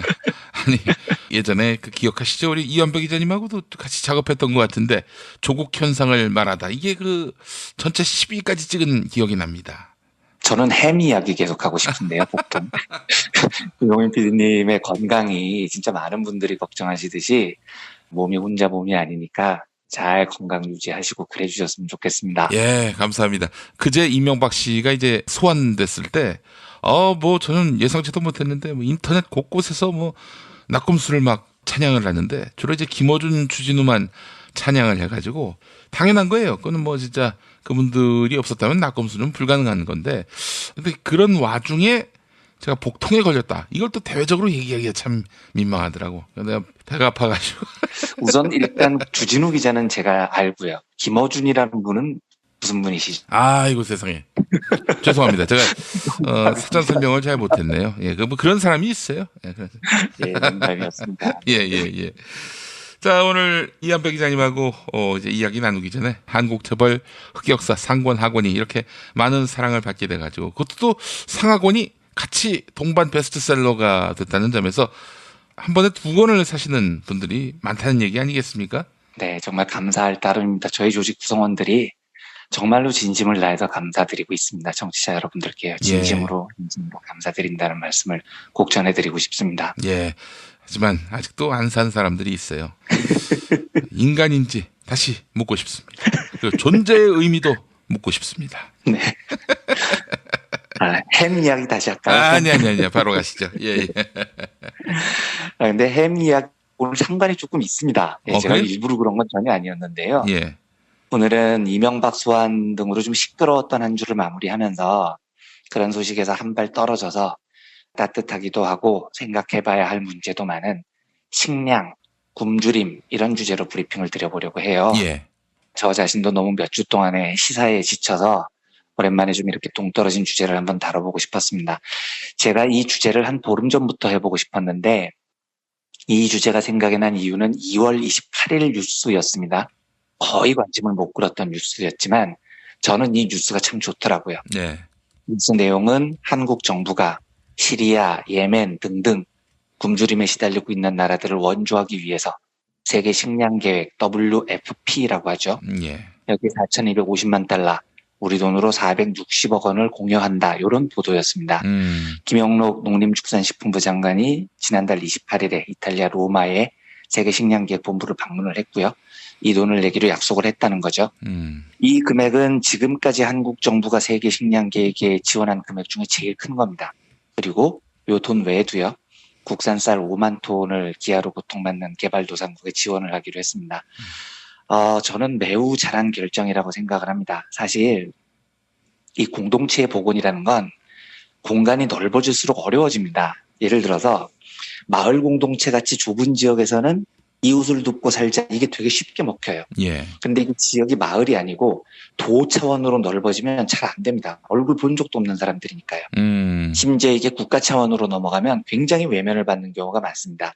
그래서 많은 나라들이 원조를 해도 순수한 마음으로 가난을 돕는 차원 요게 아니고요. 그 나라가 가지고 있는 자원을 노린다거나 정치적인 이익을 노린다거나 국가적인 위상을 높인다거나 하는 국가적인 목적을 가지고 일을 하는 경우가 많아요. 예. 근데 제가 그 보답하는 마음의 중요성에 대해서 지난주에 한번 말씀드렸는데 이 보답하는 마음은 자본주의라는 시스템이 존재하기 훨씬 전부터 인간의 경제 시스템을 지배했던 소중한 마음입니다. 그러니까 더 나은 경제 시스템을 위해서는 이게 반드시 필요하다는 거죠.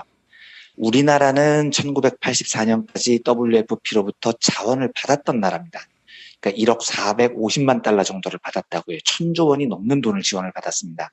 그러면 이제는 보답하는 마음으로 당연히 돌려줘야 될 때가 된 거죠. 제가 아이젠슈타인의 선물 경제학을 설명드리면서 말했듯이 이런 식으로 마음을 담아서 선물을 하는 게 받은 사람한테 돌려주는 게 아니고요. 가장 가난하고 고통스러운 사람에게 선물이 돌아가는 겁니다. 선물을 받았으면 돌려주는데 제일 빈손이고 제일 가난한 사람들에게 그 선물을 나눠주는 거죠.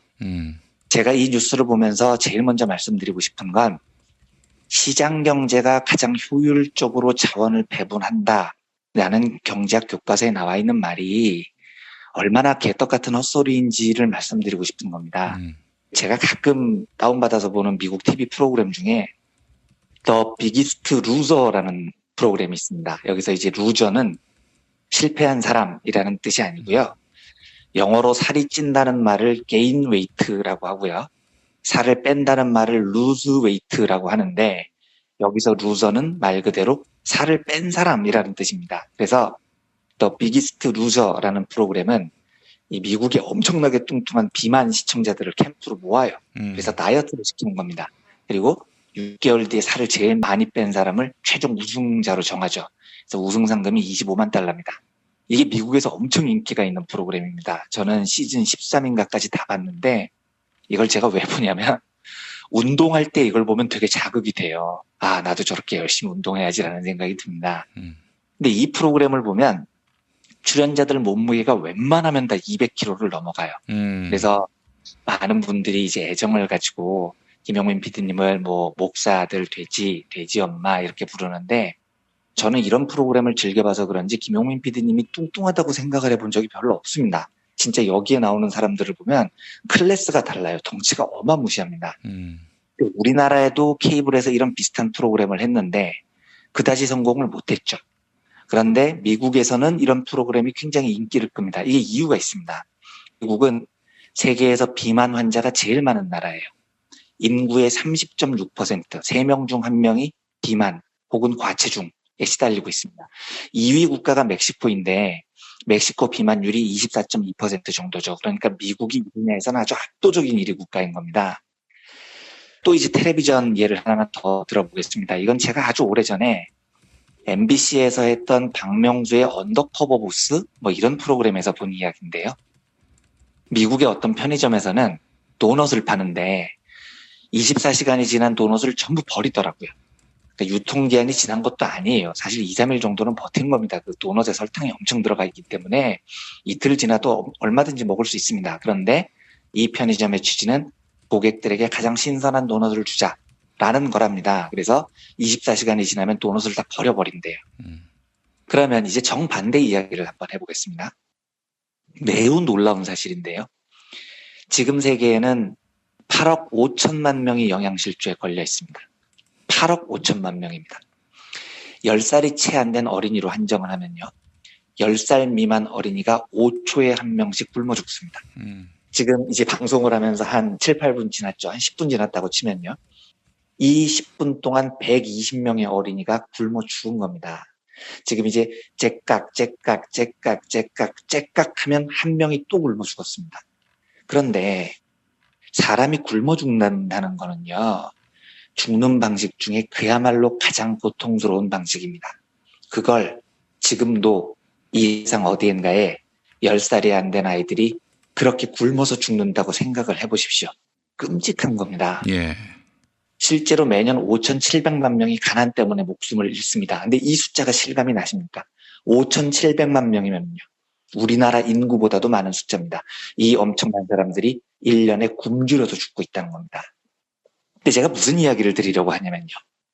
자본주의 경제학은 시장이 모든 것을 해결해 준다고 가르칩니다. 보이지 않는 손, 가격을 믿으면 자원이 알아서 제일 효율적인 방식으로 분배가 된다고 하죠. 예. 맞냐는 겁니다, 이게요.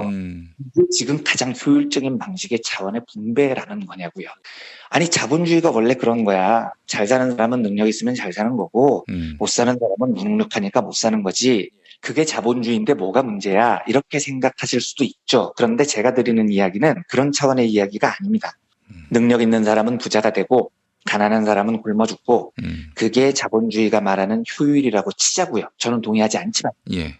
일단 그렇다고 가정해 보겠습니다. 하지만 제가 조금 전에 이야기 드린 사례를 효율적이라고 부를 수 있냐는 거죠. 지구 한쪽 편에서는 살을 빼야 된다고 난리인데 한쪽에서는 어린이들이 5초에 한 명씩 굶어 죽는 현상을 어떻게 효율이라고 부를 수 있냐는 겁니다. 지금 상황으로는요. 미국은 음식을 버려야 되는 나라입니다. 사람들이 너무 많이 먹어서 돈이 들어가요. 이 나라는 비만을 치료하느라고 매년 한 명당 1,400달러, 150만 원이 들어갑니다. 비만 치료비만 평균 150만 원이에요, 한 명당. 그런데 세계에는요, 1년에 그 150만 원도 못 버는 인구가 20억 명이 넘습니다. 그러면 시장 경제가 자원을 효율적으로 배분한다라고 부르려면 미국 사람들은 음식을 좀 덜 먹고 아프리카 사람들은 더 먹으면 이게 효율적인 거죠. 왜냐하면 미국 사람들은 그러면 건강해져서 좋고 아프리카 어린이들은 굶어 죽지 않아서 좋습니다.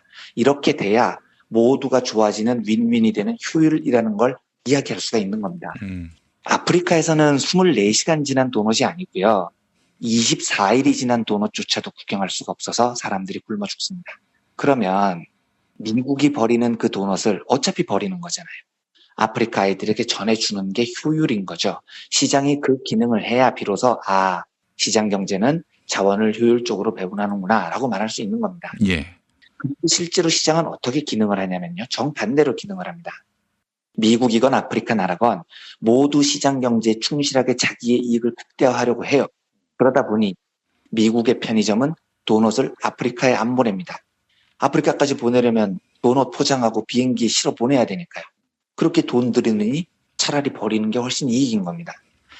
아프리카 국가들은요. 우리 땅 넓습니다. 농작물 키우면은 사람들 잘 굶어 죽지 않아요. 그런데 돈을 벌어야 한다는 명목으로 그 땅에 바이오 연료 작물인 옥수수를 키우거나요. 수출을 할 황금성 작물을 키워서 그 곡물들을 팝니다. 그러니까 그 나라 민중들은 10세 미만의 어린이들이 5초에 한 명씩 굶어 죽는데도 밭에서 난 논에서 난 이 작물들을 전부 외국에 팔아버리죠. 자, 각자 시장 경제의 원리에 따라서 충실히 활동을 했는데 결과가 어떻게 됐습니까? 한쪽은 비만으로 병들고 한쪽은 굶주려서 목숨을 잃는 황당한 사태가 벌어지는 겁니다. 그래서 저는 이 모습을 보고 단언컨대 시장 경제는 자원을 효율적으로 분배하지 않는다고 믿습니다. 매년 5,700만 명이 가난으로 죽는 세상을 어떻게 효율적이라고 말을 할 수가 있겠냐고요. 5초에 한 명씩 어린이들이 굶주려 죽는 세상을 어떻게 효율적이라고 말할 수 있겠냐고요. 여기서부터 근본적인 의문이 드는 거죠. 프란시스 무얼 앞에 조지프 콜린스, 피터 로셋 등등 세계적인 식량학자들이 공동으로 집필을 한 책 중에 굶주리는 세계, 식량에 관한 12가지 신화라는 책이 있습니다. 이 책에서는요, 자유무역, 세계화 이런 것들이 얼마나 사람들을 굶주리게 하는가를 굉장히 자세히 설파를 합니다. 이 책이 이제 그 식량과 굶주림에 대한 12가지 잘못된 상식을 하나하나 논박을 하는 책인데, 그 첫 번째 챕터가 사람들이 굶주리는 이유는 식량이 충분치 않아서라는 게 오해라는 겁니다. 이건 뻥이라는 거죠. 그러니까 지금 지구가요, 정확하게 계산을 해보면 한 130억 명이 먹을 만한 식량을 생산할 능력이 있대요. 그러니까 지구라는 별은 식량이 부족한 별이 아니라는 거죠. 지구의 인구는 70억 명밖에 안 되잖아요. 그런데 130억 명이 먹고 살 만한 식량 생산 능력을 갖춘 별에서 왜 매년 5,700만 명이 굶어 죽는 사태가 벌어지느냐는 거죠. 식량이 부족한 게 아니고요. 식량 가격이 인위적으로 높게 형성이 돼서 자유주의 시장 경제의 원리에 의한 거죠. 그래서 굶어 죽는 사람들이 그걸 살 돈이 없는 게 문제라는 겁니다. 시장을 의지하는 시스템이 사람을 떼죽음으로 지금 몰고 있다는 겁니다. 제가 이 책에서 굉장히 인상 깊게 봤던 대목은 이거였습니다. 누군가가 가난하면 부자인 우리는 이익을 본다. 이것도 오해라는 거예요. 그러니까 뭐 인도주의적인 관점 다 때려치우고요. 냉정하게 나만 생각해보자. 야, 아프리카, 동남아시아 국가들이 가난해서 굶주리면 돈 좀 있는 우리는 그래도 이익을 보는 면이 있잖아. 왜냐하면 걔들로부터 식량을 싼 값에 착취해 올 수도 있고, 가난한 나라 노동자들이 싼 가격에 일하면 우리가 저임금으로 착취할 수 있으니까 유리하잖아. 이런 시각이 있는데 이 책에서는 이런 시각 역시 개떡 같은 헛소리다 이렇게 주장을 합니다. 이게 우리가 자유무역을 대하는 근본적인 오류 같은 겁니다. 우리가요, 좀 잘 사는 나라니까요, 고부가가치 산업을 영위하고요, 농업이나 어업이나 이런 산업은 가난한 나라한테 맡기면 저임금으로 가난한 나라를 착취할 수 있으니까, 인도적으로 해야 좀 슬프지만 우리 같은 선진국에게는 이익이 아니냐 이렇게 주장을 하는 사람들이 있어요. 잘 들여다보면 우리나라 공장들이 저임금 노동자들을 찾아서 어떻게 하고 있죠? 베트남이나 중국 이런 곳으로 가서 싼 임금으로 물건을 만들기 위해서 공장을 그곳에 짓습니다. 그렇게 해서 자본가들이 돈을 벌죠. 그런데 이게 우리나라의 이익인 건가요? 아닙니다. 누구한테 이익인 거냐는 거죠. 우리나라 자본가들에게 이익인 겁니다.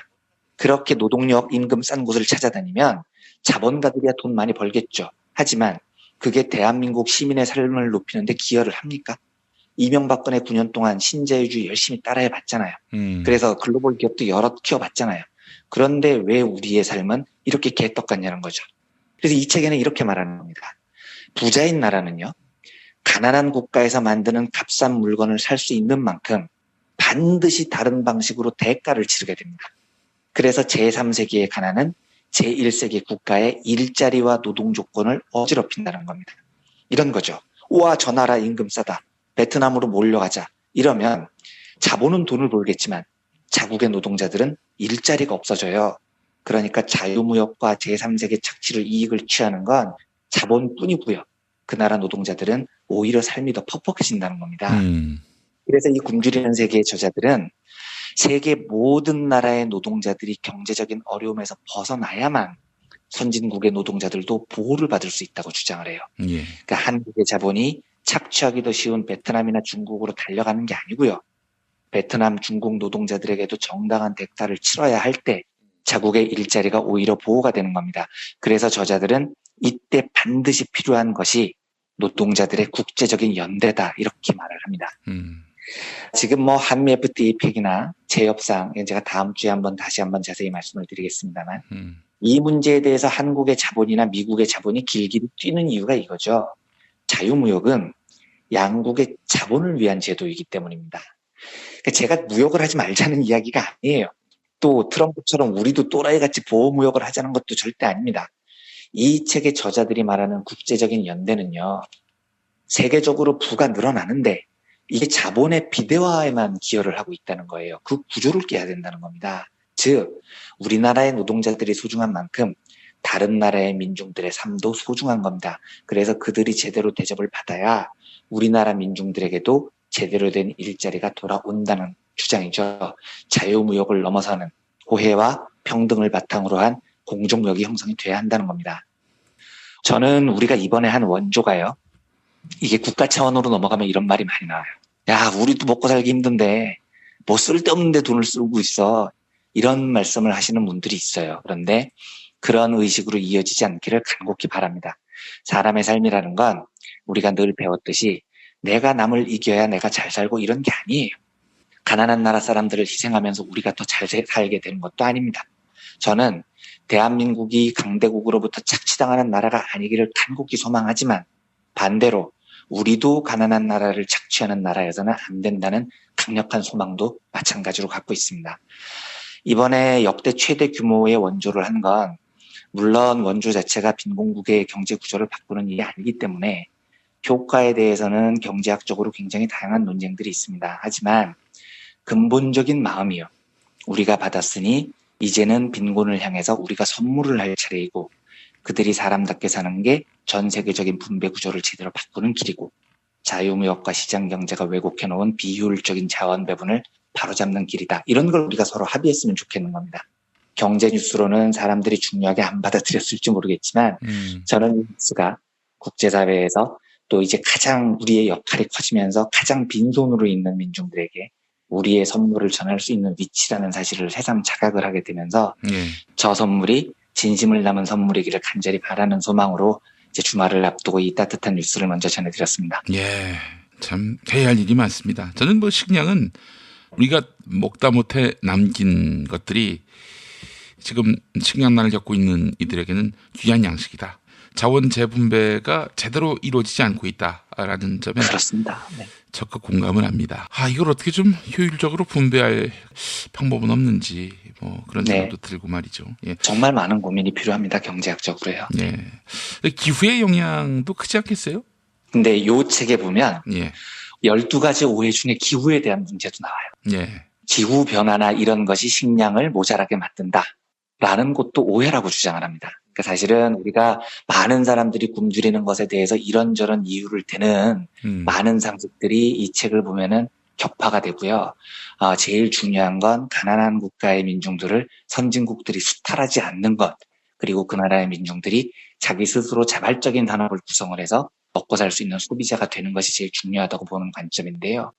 실제로는 기후든 여러 가지 이유가 사실은 있을 수 있겠지만 제일 중요한 건 국제적인 착취의 문제다라는 주장에 저는 동의를 하는 편이에요. 예. 이거 참 무슨 국제 경찰 혹은 지구 정부 이런 게 있어가지고 공공의 통제가 있었으면 좋겠는데, 근데 또 그런 게 있으면은 착취가 더 심해질 수도 있겠다는 생각이 들어요. 그것도 또 쉽지 않은 문제이긴 합니다. 예. 지구촌 공동체라는 말이 참 무색합니다. 예. 자, 이완배 기자님 한 주 동안 고생하셨고, 다음 주에 우리가 전체 1위 이거 한번 찍으면서 새로운 어떤 바람을 또 한번 경험해 봤으면 좋겠습니다. 네, 고개 숙여서 청취자 여러분들께 감사 말씀드립니다. 예, 한국 재벌 흑역사 상학원을 낸 이완배 기자였습니다. 수고하셨습니다. 네, 감사합니다. 부모님의 생신 또는 기념일에 아주 특별한 선물을 준비하고 계십니까? 부모님의 소중한 일생을 되돌아볼 수 있는 기억의 책을 선물해보세요. 부모님의 어린 시절부터 젊은 시절 그리고 노년에 이르기까지 그 누구보다 치열하게 살아온 삶의 여정을 한눈에 모아볼 수 있도록 최고 100장까지 들어가는 사진첩과 더불어 기자들이 직접 인터뷰를 통해 작성하는 생애사까지 더해져 오직 부모님만을 주인공으로 하는 세상에 다시 없을 고품격 기억의 책을 10년 노하우로 특별 제작해드립니다. 200페이지 분량 12권에 2부까지 함께 드리는 구성으로 440만원에 모십니다. 한평생 가족을 위해, 자녀를 위해 헌신해 오신 부모님. 아주 오래 기억에 남을 뜻깊은 선물. 지금 신청해 보시죠. 평범한 사람들의 아주 특별한 기록. 기억의 책 만민보. 문의전화 1877-1419 1877-1419 민중의 소리.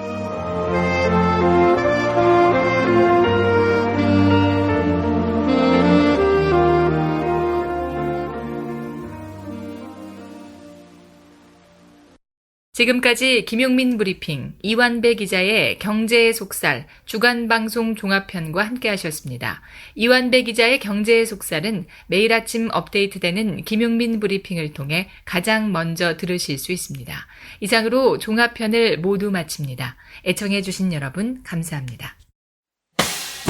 김용민 브리핑과 함께한 시간 어떠셨어요?